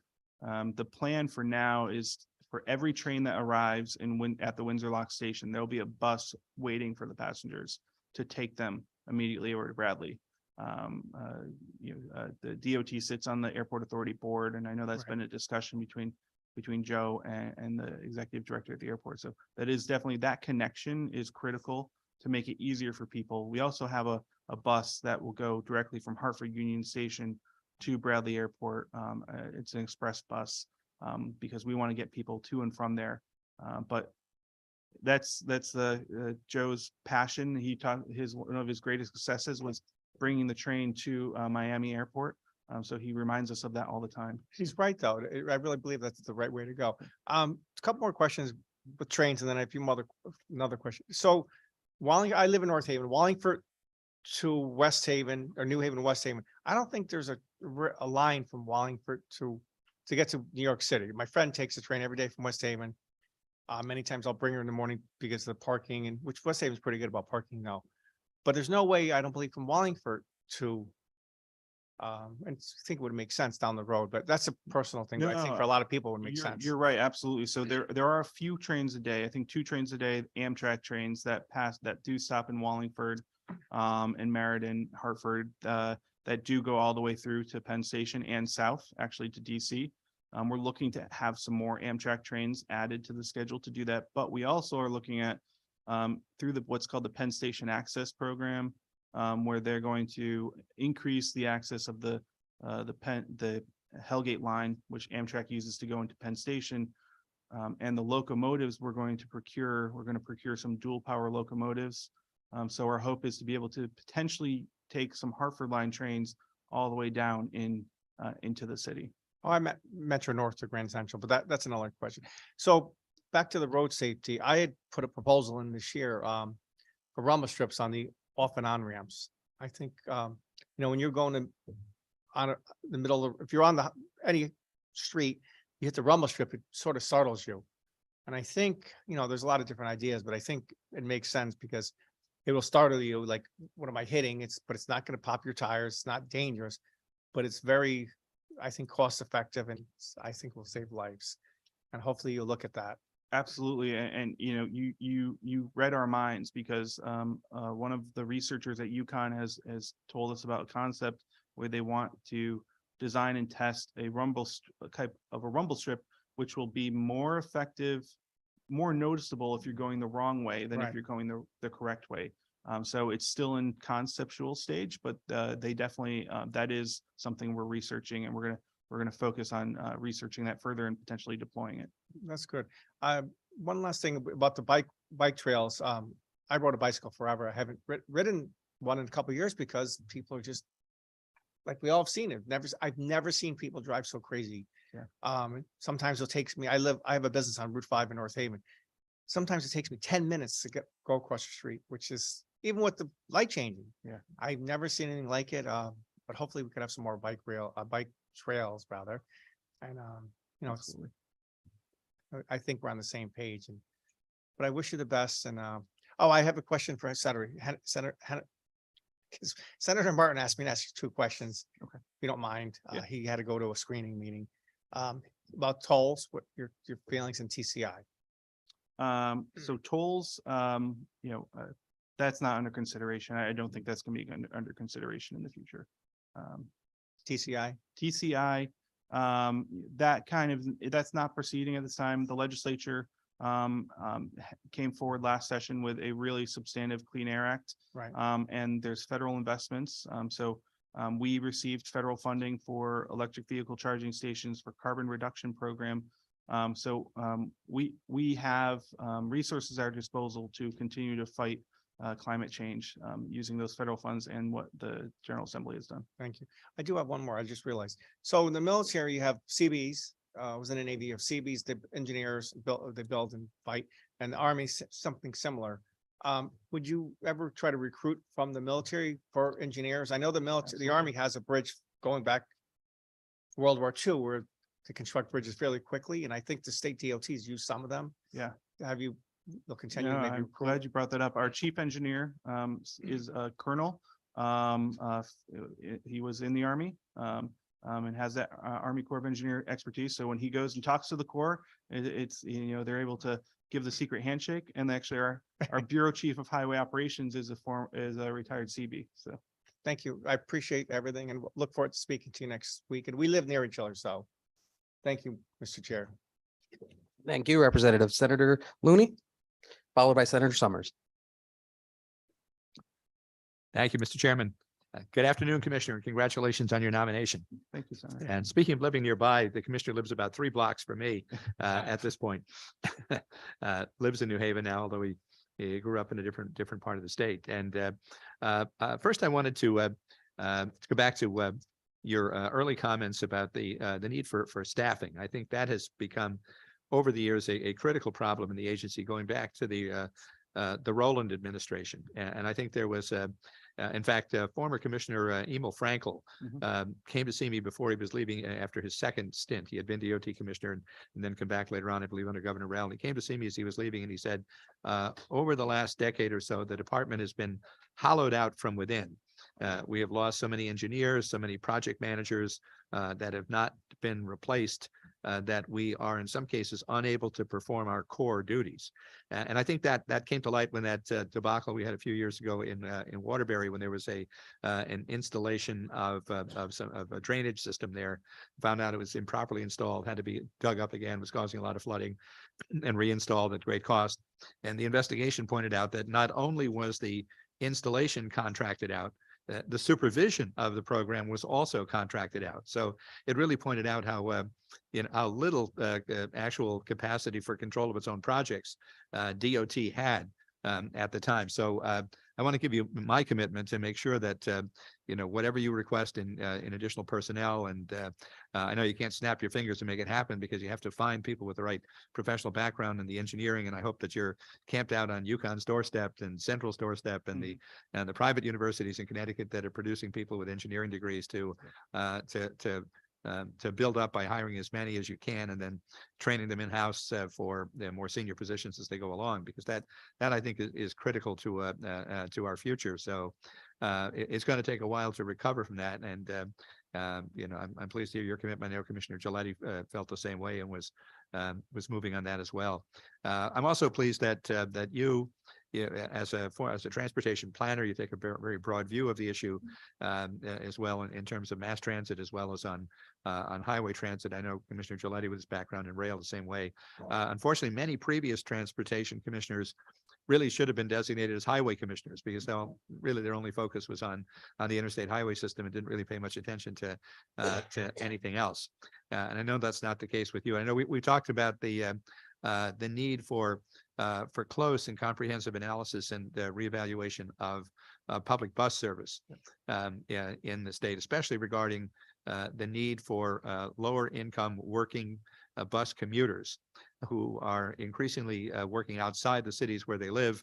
The patterns of commutation commuting have developed, have changed over the years. I know that in relation to New Haven, it used to be that many people, they still do, of course, many suburban people come into New Haven to work. But in some cases, I know UConn did a study some years ago that the commuting pattern, I think, regarding North Haven had changed. So there were more New Haven residents commuting out to work in North Haven, and with all the development there over the years, than there were North Haven residents coming into the city.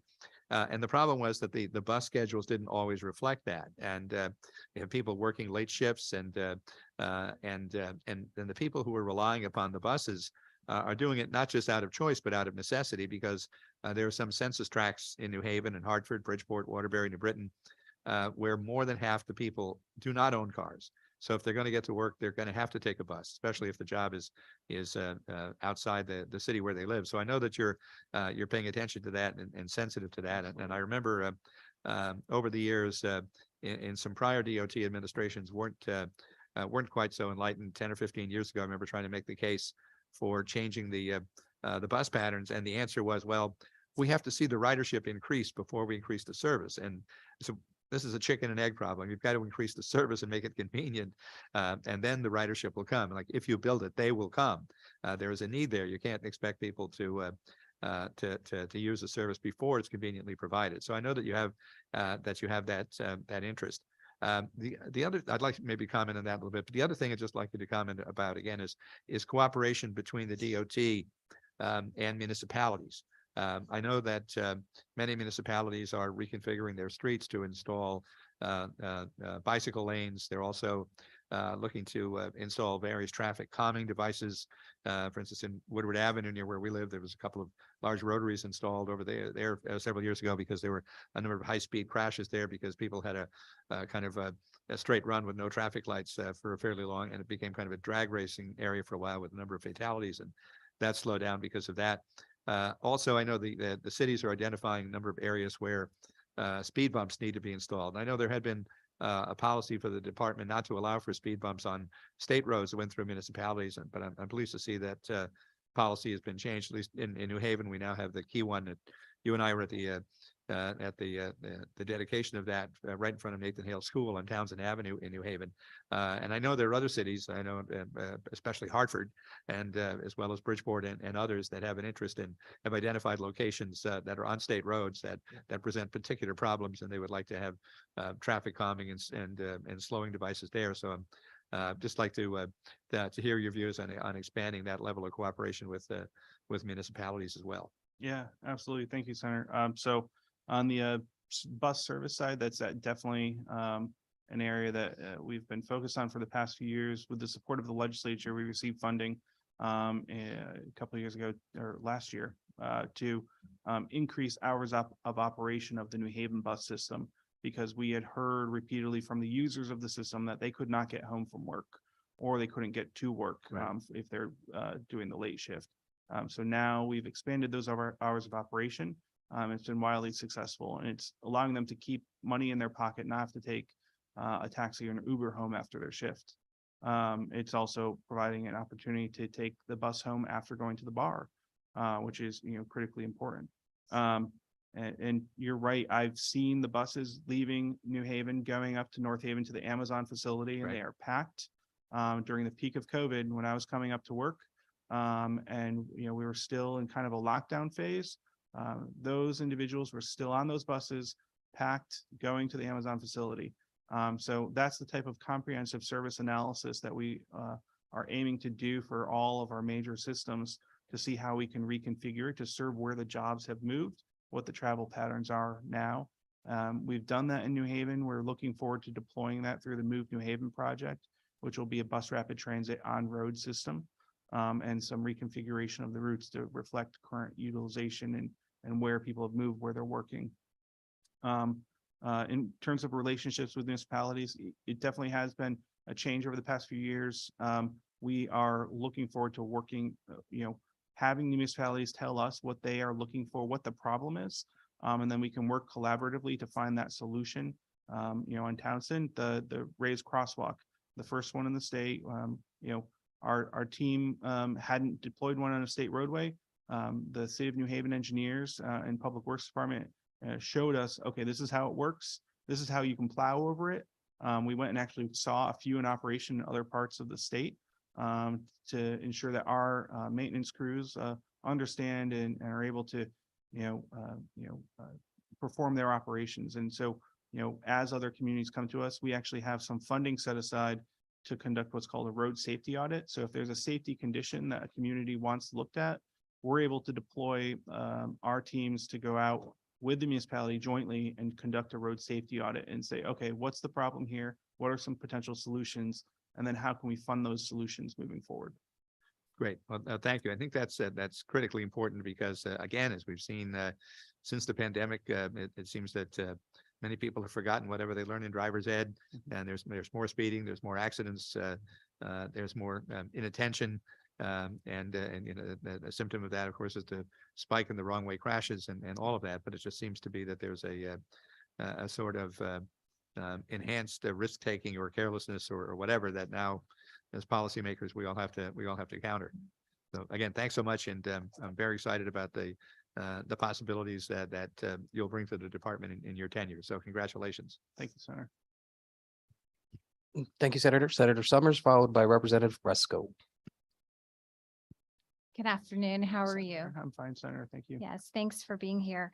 I just had a couple things I wanted to touch base on. First, I wanted to thank you and the former commissioner for the great work to obtain the federal funding for the Gold Star Bridge. That touches part of my district, and it is encouraging to know that that bridge will be fixed over the next few years, and we don't have to hold our breath when we drive over it any longer, right? And I also wanted to do a shout out to your new bridge tender in Mystic, Connecticut. He's this young man. I think he has like 1 million Instagram followers. And I think it's really rejuvenating for the DOT. So, and I also want to thank you. I don't know if you remember, you helped me with a bridge tender issue I had in Mystic previously. And that was, very, very kind of you. And you did a great job. I just had a couple questions that might be a little bit different than where others have focused. There's a lot of money coming into the state. You've talked about road safety, and I'm concerned about some of our rural towns, some of the smaller towns that, they don't have access necessarily to the funding that the larger cities do, but they still have issues. And in some of my particular areas and smaller towns in Eastern Connecticut, primarily, they don't have police officers, they don't have resident troopers, but they have a lot of speeding that comes in from Rhode Island, and the shapes of the roads there tend to be literally old cow paths. They don't have the, what did you call it? The diet problem. The road diet. They need to expand their waistbands, right? But there's nowhere to do that because the houses are right on top of the road. So how do you balance the funding that we're getting in to make sure that we're not forgetting our more rural areas in this mix? And, and I think that's important. Some of the towns up north have tried to work with the DOT and had significant complaints when Rhode Island put in their tolls. What the trucks were doing were getting off the highway and cutting through literally cow fields, all these tiny little roads, whipping through town, tandem tractor trailers. And there's not much that the DOT has seemed to be willing to do or can do. And I was wondering if you could maybe speak to that, because that's an important part. We can't forget our more rural areas in this conversation. Absolutely. No, I agree with you. So a few years ago, I was speaking to, I think it was when I first started at the job, I went around and spoke at each of the Council of Governments back when I became Deputy Commissioner, and Northwest COG was one of the first to say, the suburban urban communities have this funding tool that's available called LOTSIP, Local Transportation Capital Improvement Program, where the DOT provides funds to those communities. If it's considered a federally eligible project, will provide funding through the COG to those communities. But it didn't exist for the rural communities. There was not, they don't have as many federally eligible roadways. So went back to the team, and we've developed a new program that rolled out a few months ago called TRIP, Transportation Rural Improvement Program. And it's funding directly to those communities, to what are considered rural communities, to invest in their transportation needs, which are considered off system, not federally eligible, but we know the needs are just as many.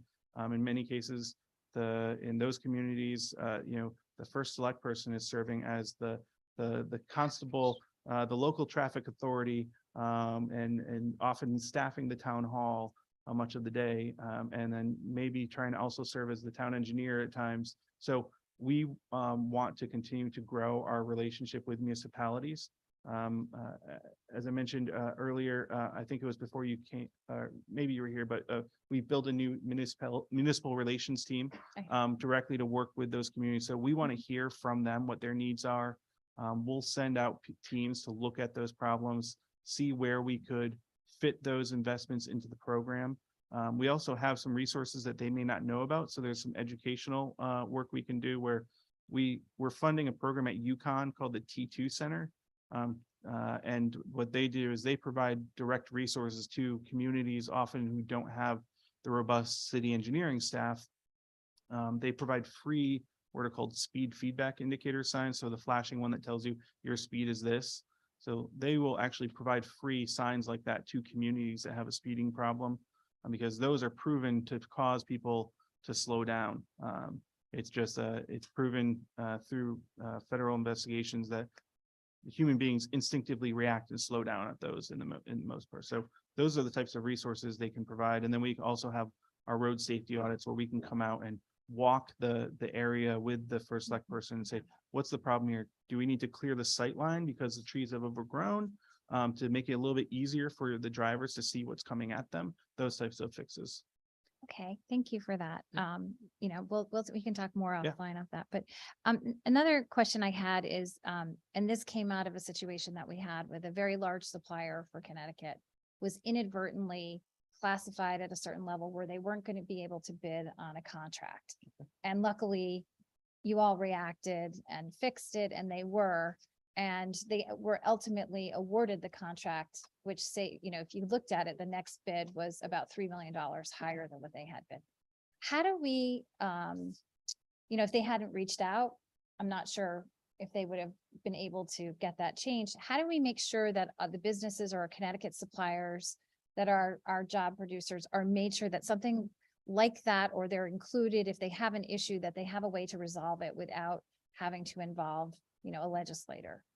Yeah, I'll have to look more into that. But I do know that, our construction team takes that responsibility seriously to ensure businesses are being treated equally. There is the appeals process where they can directly appeal to the department based on determinations. There are certain federal rules with responsible to DBEs and SBEs, right? But we have the ability to kind of relook at decisions. And while we never want a business or a constituent to have to go to you all with your problems, we want to be as customer friendly as possible.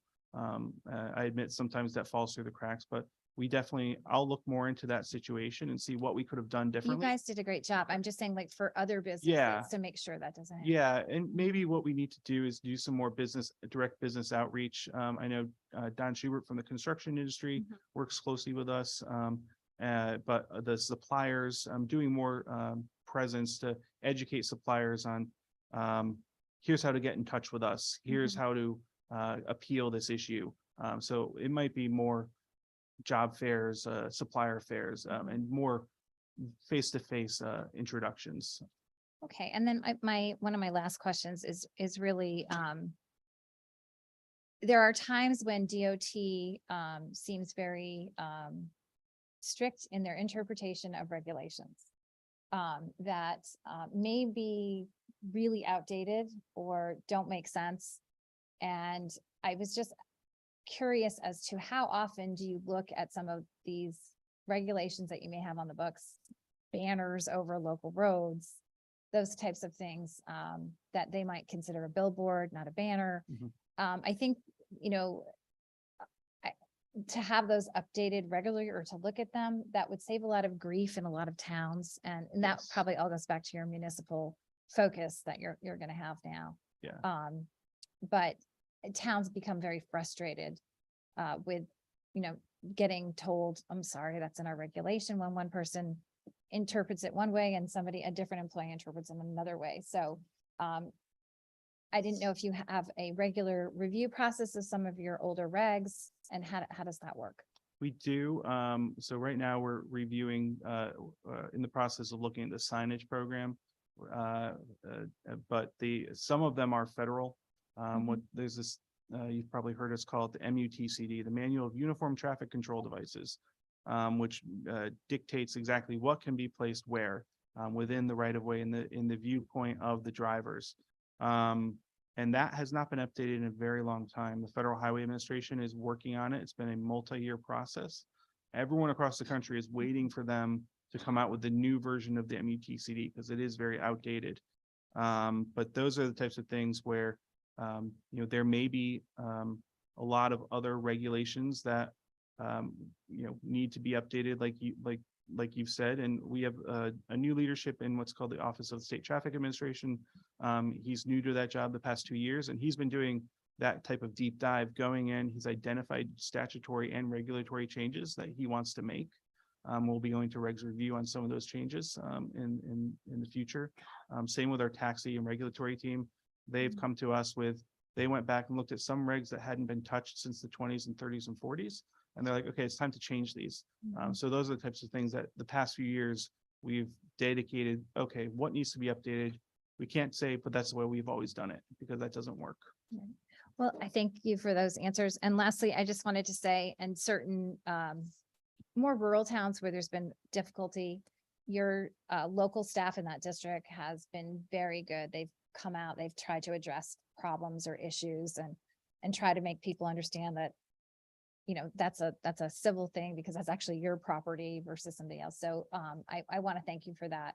And I continue to see just a better relationship with DOT, with municipalities. We can always all improve, and also the legislature. So thank you. And I'm looking forward to working with you. Thank you, Senator. Thank you, Senator. Senator Looney. Thank you, Mr. Chairman. One other question I forgot to ask the first time. You were mentioning earlier, Commissioner, that there are, of course, many small towns, and to Senator Summers' comment, who don't have in-house resources and staff, city planning staff, and able to handle a lot of measures internally. They wind up having to contract out a lot of that work to urban planning firms or private engineering firms, and sometimes that they'll have to retain outside firms to upgrade their municipal plan of development when they're required to, or to evaluate outside developer projects and all of that, or to do a traffic study when some new development is proposed. And this kind of work has to be contracted out. So you have a number of firms who will be doing work of that kind for a large number of municipalities around the state. So does your department hold seminars with them? Because obviously, if you're engaging in a dialogue with them and talking about what DOT thinks best practices are in dealing with a certain planning firm, that planning firm may have 10 or 12 different municipalities that it does work for.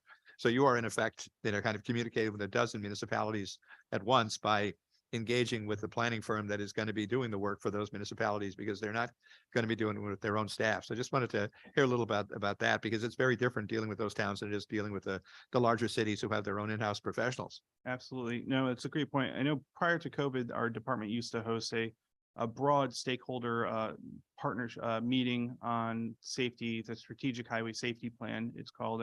And a lot of those stakeholders would come together to talk about and learn about different issues that are coming up in the department. When COVID hit, it kind of put it on pause. We're going to be restarting those. We also launched the legislature created the Vision Zero Council. And initially, it's created with just state agencies on the council, but what we did is we were given the power by the legislature to create subcommittees.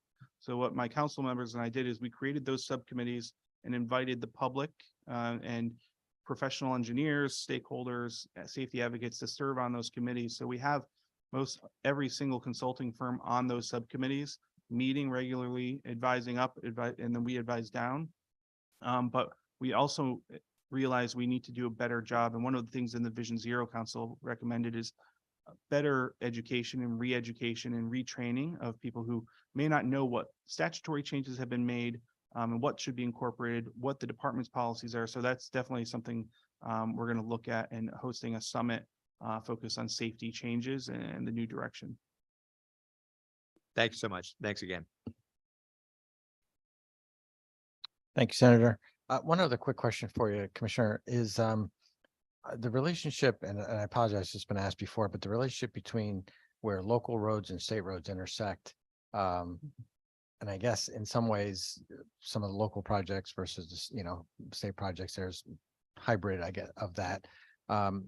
What is your sense on how the best way to kind of deal with some of those? Because in my experience anyway, I found that sometimes those are the most difficult ones to try and break through to get done. Yeah, it's true. I think the state roads, without county government in Connecticut, we have a lot more roads under the jurisdiction of state government than I think a lot of our nationwide partners. That's what I learned in my previous job, with National Governors Association. Very different model. So we've taken on a lot of the responsibility that county governments would have in many other states.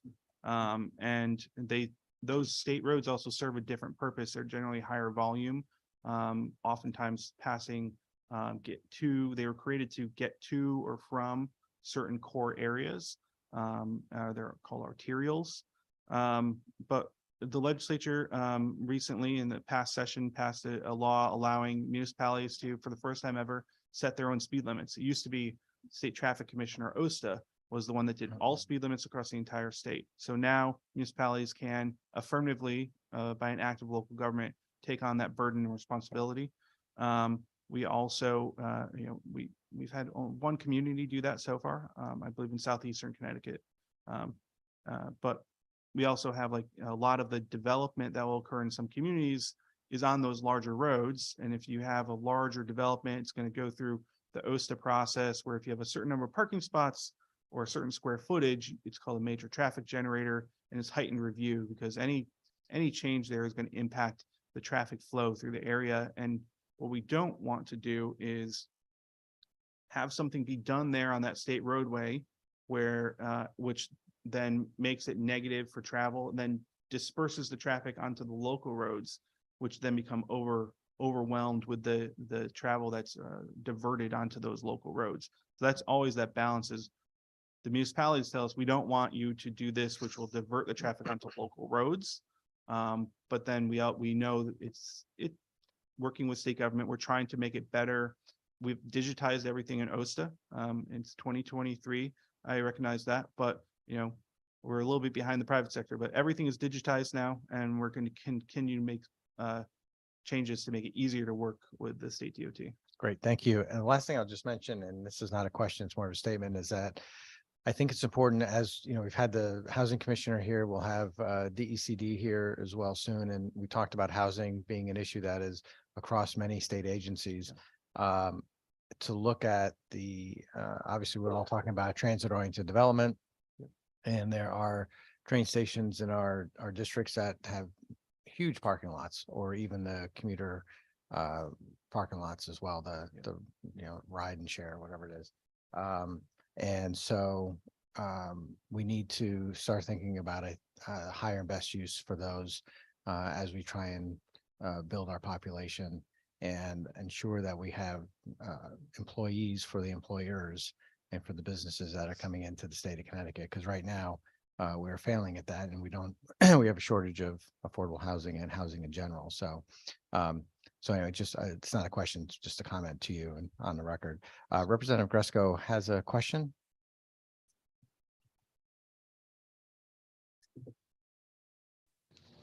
Thank you, Mr. Chair. And I know it's been a long day, and I have just one quick question, and thank you, Garrett, for and congratulations for being renominated. But in my world, I have a lot of constituents and legislators who get quite upset when the DOT does their tree and vegetation management along our highways. And I understand safety is the #1 priority, but can we entertain the idea of maybe using a scalpel instead of a chainsaw on occasion? Thank you, Representative Gresco. Yes, we know, we've heard from constituents and we've heard from many of your fellow members on this topic. It is a balance. We've had numerous travelers and residents killed by falling trees on our roadways. And so we need to use the science to see where we have those diseased and dying trees and have them removed appropriately. We do have an extensive vegetation management guideline, but we know this is of interest to all of you. And we definitely want to have the conversation about what changes can be made to that vegetation management guideline around using our licensed arborists on staff at the DOT to look at those locations, look at what replantings might be possible, what's appropriate, because within the highway right of way, you have high vehicular traffic. It may not be the most hospitable place for all types of plants. And we don't want to put something that's just going to grow back and become diseased and potentially kill someone or cause damage to their vehicle. So we are committed to working with all of you in the General Assembly on this topic. Thank you for that, Commissioner, and appreciate you doing the internal look. I know I can speak for quite a few legislators that we feel that in the past we've passed legislation saying that here is the protocol you would need to take, and it just doesn't seem to be followed or acknowledged. So I look forward to having that conversation with you. Thank you, Mr. Chairman.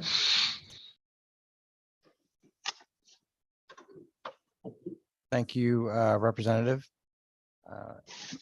Any other questions for members of the committee? Looking to see if we have anybody else online here. I don't see any other hands up at all. Okay.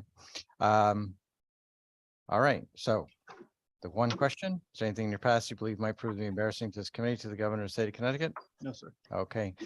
Thank you very much. We have some members of the public who would now like to testify and extend this hearing. So may go well or not. Yeah, right. Susan Pronovost for the Connecticut Greenhouse Growers Association. Good afternoon, honorable members, chairs, ranking members. My name is Susan Pronovost, the Executive Director of the Connecticut Greenhouse Growers Association, Waterbury, Connecticut. It is my privilege to represent the interests of more than 200 greenhouse growers across the state that in total account for more than 9,644,396 square feet of production space. It is my pleasure today to voice this association's support for the reappointment of Brian P. Hurlbert as the state of Connecticut's Commissioner of Agriculture. This association enjoys a good working relationship with Commissioner Hurlbert. We may not always see eye to eye on every issue affecting agriculture. It's not a perfect world, but we've always found that Commissioner Hurlbert has been accommodating and willing to listen to different perspectives to initiate positive dialogue to address various situations. He has been extremely visible at our member farms across the state. He's attended many functions and tours during his tenure. We believe that he's embraced this industry, which represents 53% of the agricultural economy, and he truly appreciates the importance our industry has to the state's overall economy.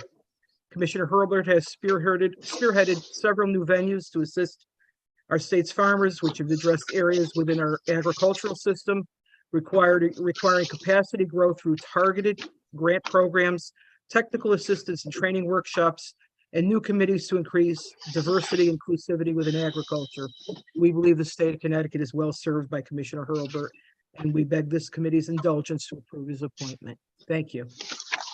Thank you so much.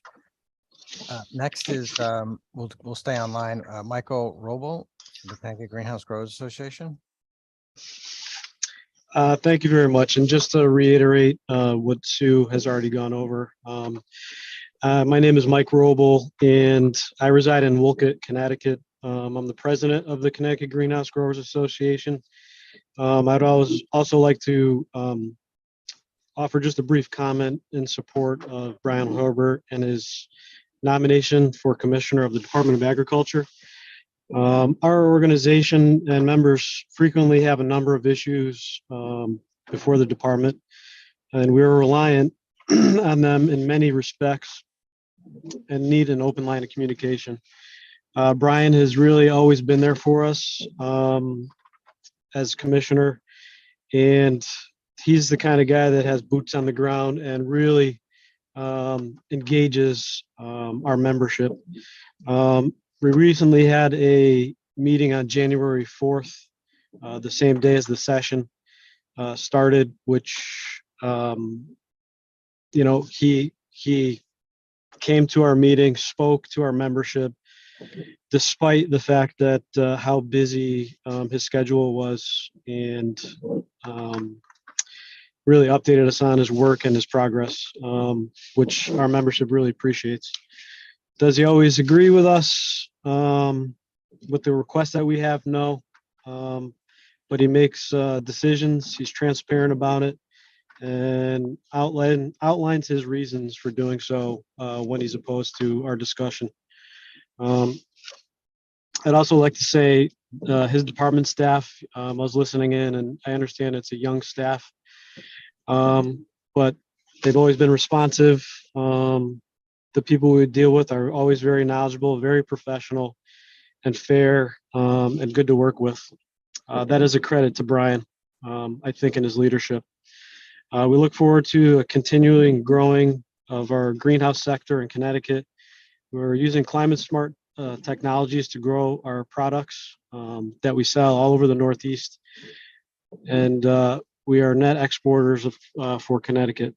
Brian Hobart has helped us tremendously to position this sector for future growth. And for that reason, and many other reasons, that we support the nomination for Brian as Commissioner of Agriculture. Thank you. Thank you very much. Next, we have Kaylee Royston with Connecticut Department of Agriculture. Legislative Director? No? Okay.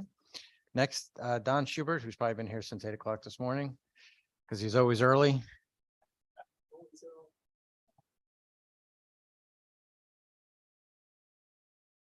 Thank you, Senator. Good afternoon, chairs, co-chairs, members of the committee. I'd like to thank you for this opportunity to testify on this nomination for Commissioner of the Department of Transportation. My name is Don Schubert. I'm the president of the Connecticut Construction Industry Association. On behalf of CCIA, all the members of CCIA and myself, I can tell you it's an absolute pleasure to provide our full support for Garrett Ucalito.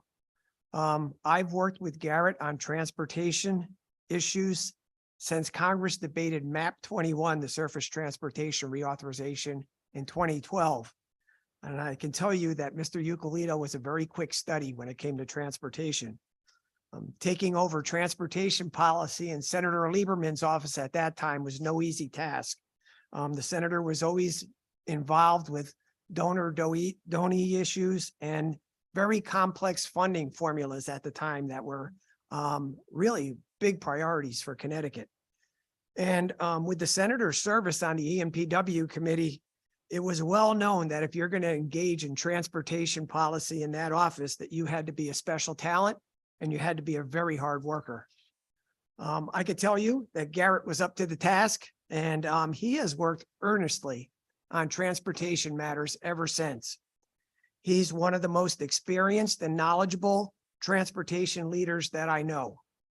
He is likely one of the best in the country. And moreover, when it comes to Connecticut, Garrett has a very in-depth and well-rounded knowledge and experience in the transportation issues affecting this state. I know you have his resume. You can see how well-rounded he is. Garrett has the respect of transportation advocates, stakeholders in all modes of transportation, our industry, and many national organizations.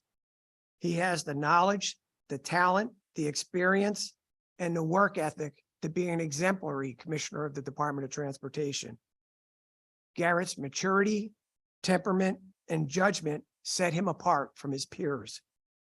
He has distinguished himself as one of the most respected public officials in the transportation sector. As commissioner of the Connecticut Department of Transportation, Garrett will not only remain a valuable asset to Connecticut, but he will enhance both ConnDOT's mission and their public image. I think that was very apparent today. Again, thank you for this opportunity to testify in support of his nomination, and I would be happy to answer any questions. Thank you, Don. I appreciate it. And thanks for all your hard work as well. Thank you, And for Senator. being Thanks here for this today. opportunity. I really appreciate it. Thank you. Next is our former commissioner, Joe Giuletti. Welcome back. Great to see you. I would have to say, at least in my time here, this is probably the first time I've seen a former commissioner testify for a replacement commissioner, future commissioner, successor, I guess is a better word. And I saw you smiling as Don was talking and everybody else. It's like you just have so much pride here. So welcome back. We're glad to have you. Senator. Thanks for all your And service.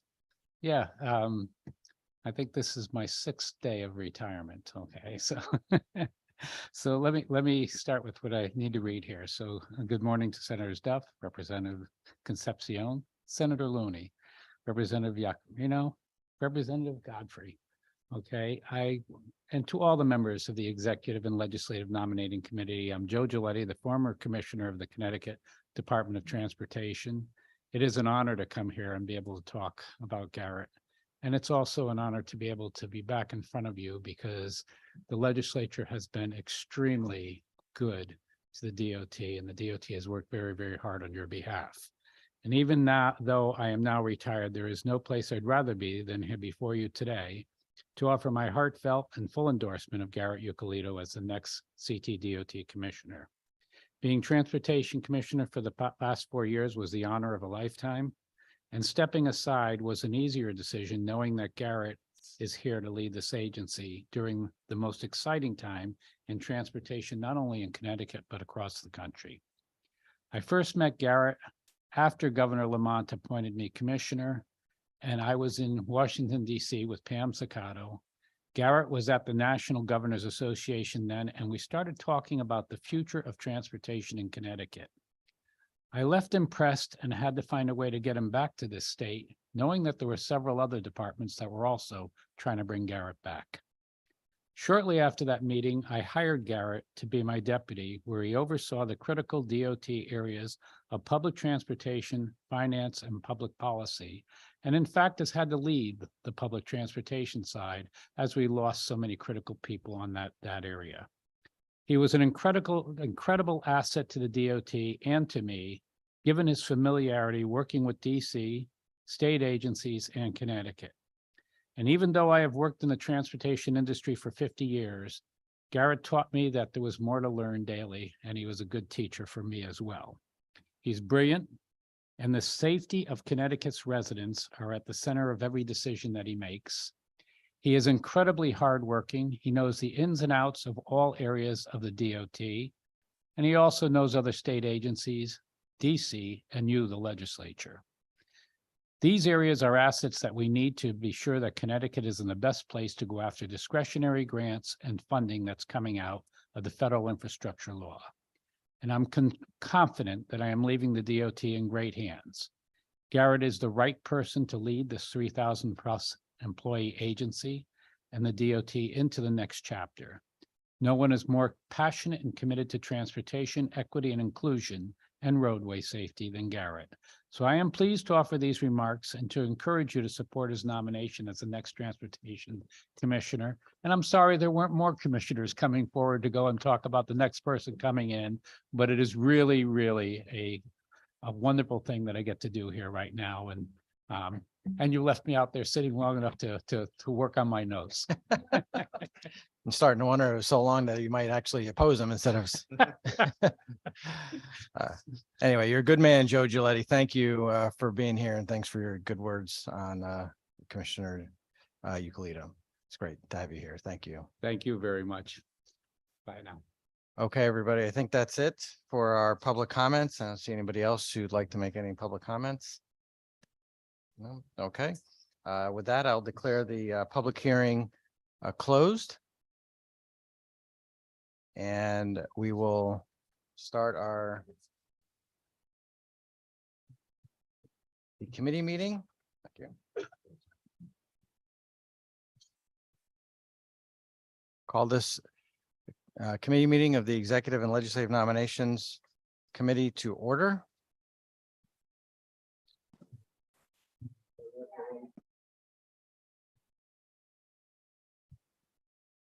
And just as a note, I make a motion to amend the agenda for the limited purpose of moving item number 3. Nope, shouldn't it be item number 4? 4. For moving item 4 under that was on previously under House resolutions for review, the nomination of Garrett Euclid to item number 4 now. It's a Senate resolution.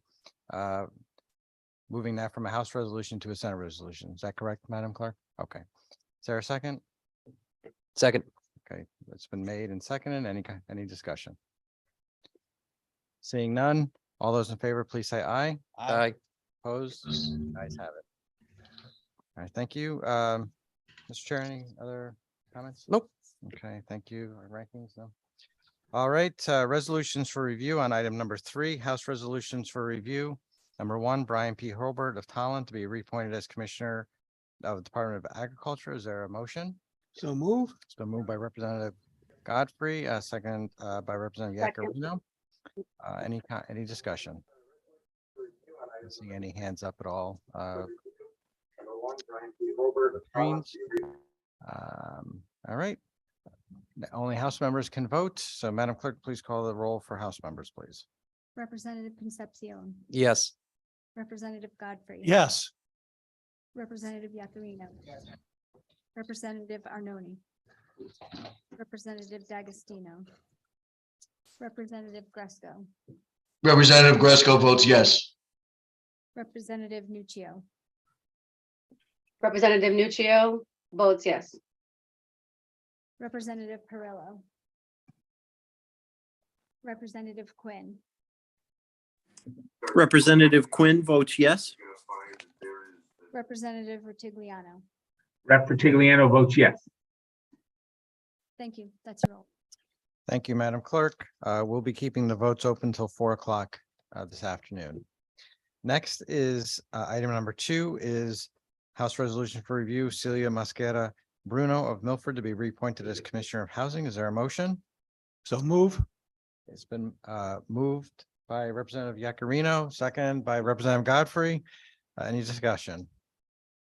If not, Madam Clerk, please call the roll. Representative Concepcion. Yes. Representative Godfrey. Yes. Representative Yakarino. Yes. Representative Arnone. Representative D'Agostino. Representative Gresco. Representative Gresco votes yes. Representative Nuccio. Representative Nuccio votes yes. Representative Perillo.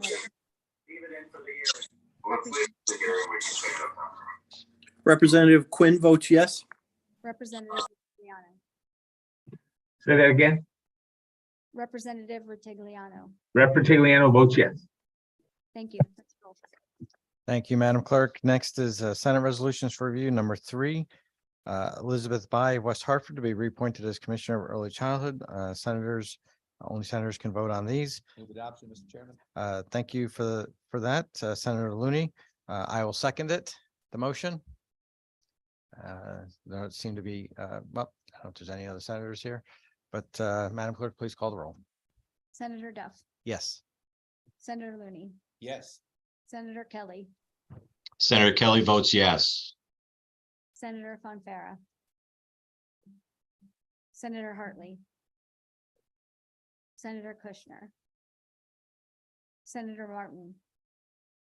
Senator Moore, Senator Summers. All right, thank you. And hello, Senator Kelly.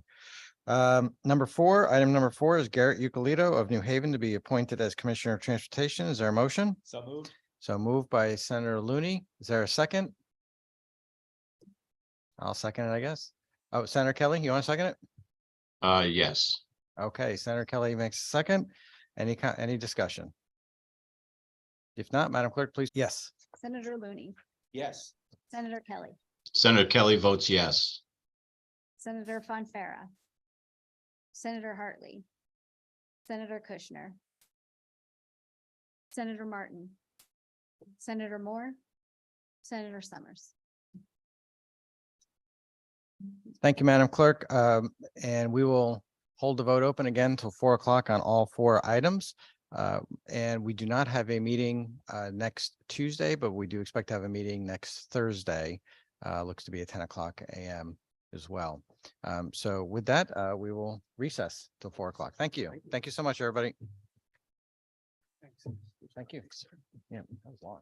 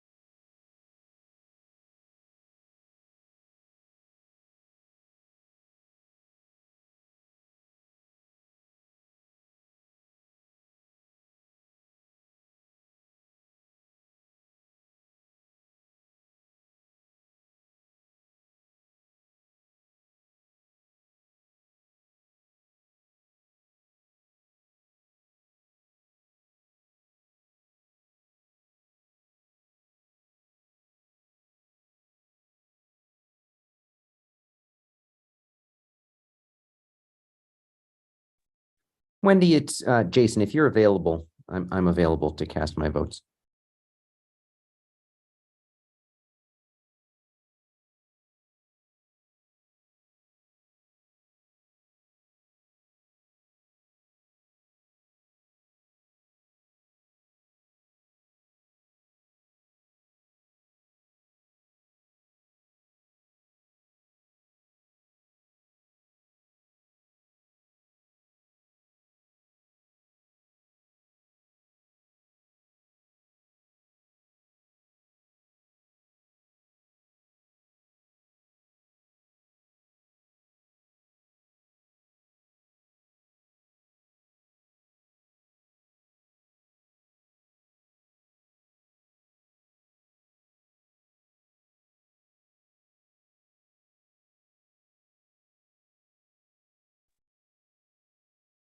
Representative Pearl.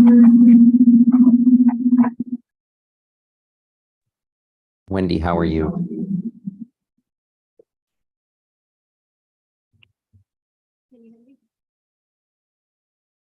Can you hear me okay? I can, yes. Okay. Brian Hurlbert of Tolland to be reappointed as Commissioner of Agriculture, Yes.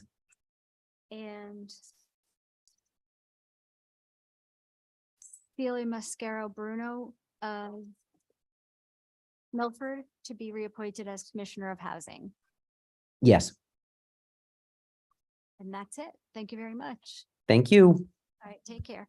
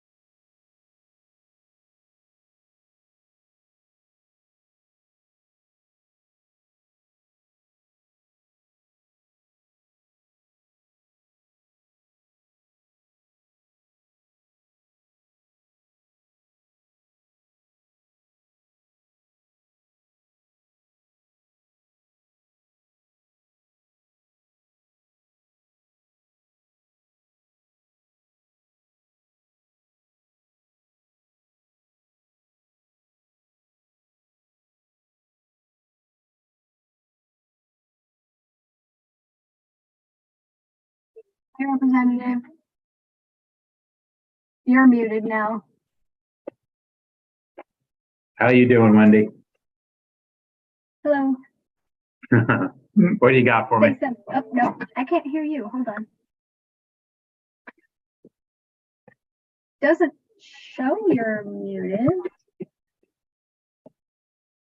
Let me see if me. Let me get my headphones. That'll work. How's that? That working? Now I can hear you. Yeah, I just needed to switch the input. I can hear you. Yeah. Let me just find what I did with. One second. Okay.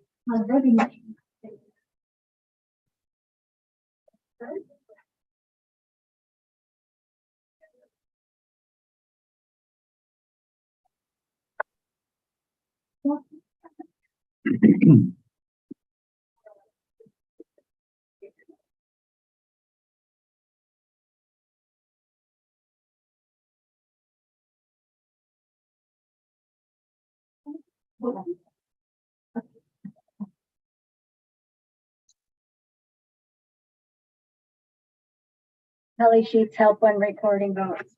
Gotcha. Okay, I have for you Celia Mascaro Bruno of Milford be reappointed as Commissioner of Housing. Well, yes.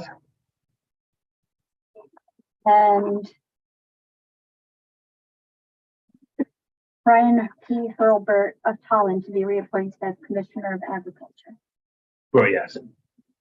That's all you have to do today. Great. Thank you. Okay, see ya.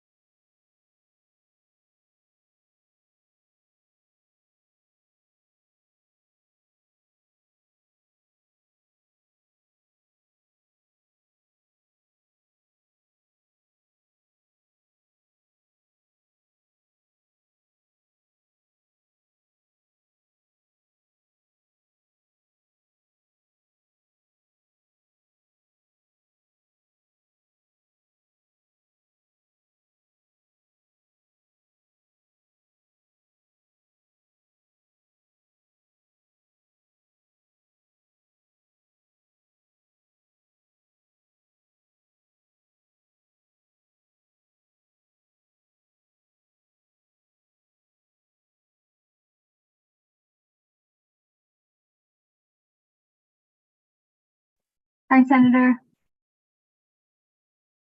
You're on mute. Hi, Wendy. Hi, I can hear you now. Hang on just one moment. You have just 2 votes. How are you? I'm okay. How about you? I'm okay, thank you. I have for you Garrett Ucolito to be appointed Commissioner of Transportation. Absolutely. And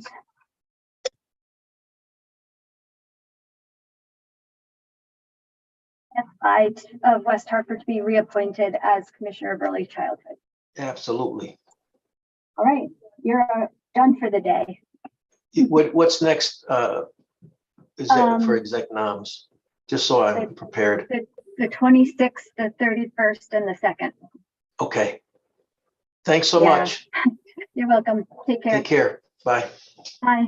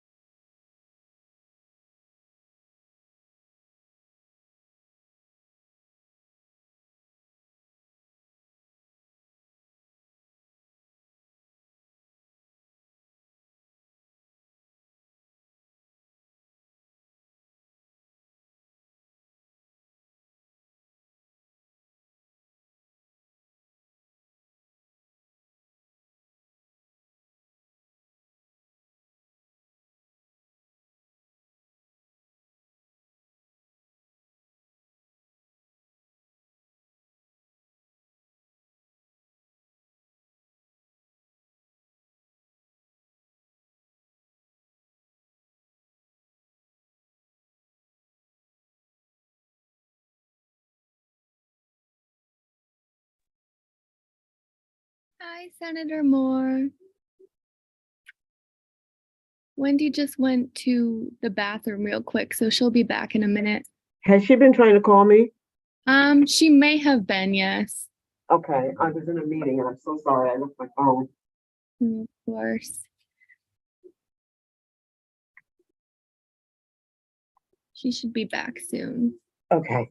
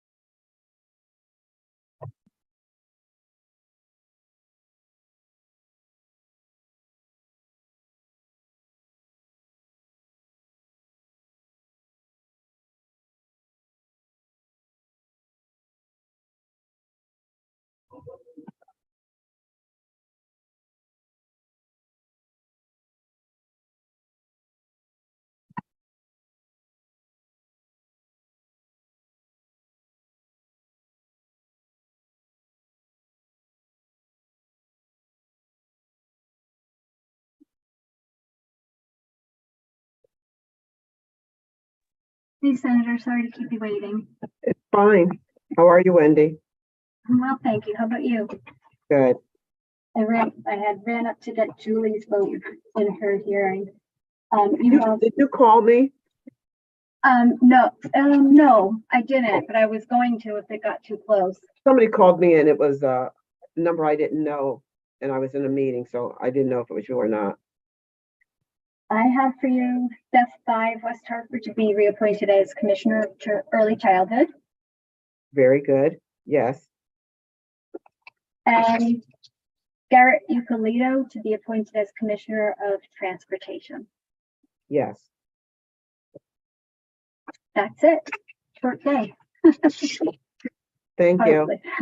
Thank you very much. Take Bye. care.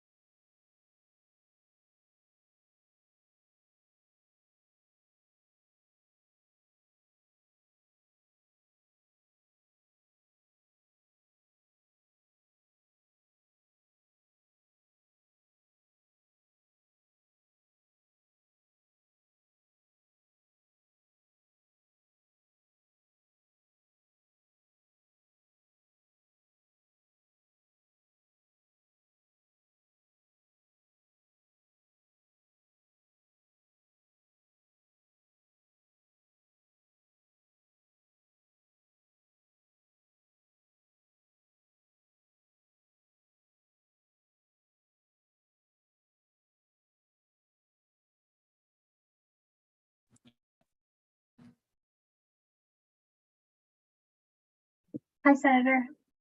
Hi, just wanted to vote. Okay, just one sec. So you have Beth Bai for Commissioner of Early Childhood Summers votes yes. and Garrett Ugolito for Commissioner of Transportation. And Summers votes yes. Thank you so much. I'm glad I Thank caught you. you. Take All care. right, bye-bye. Bye. Bye.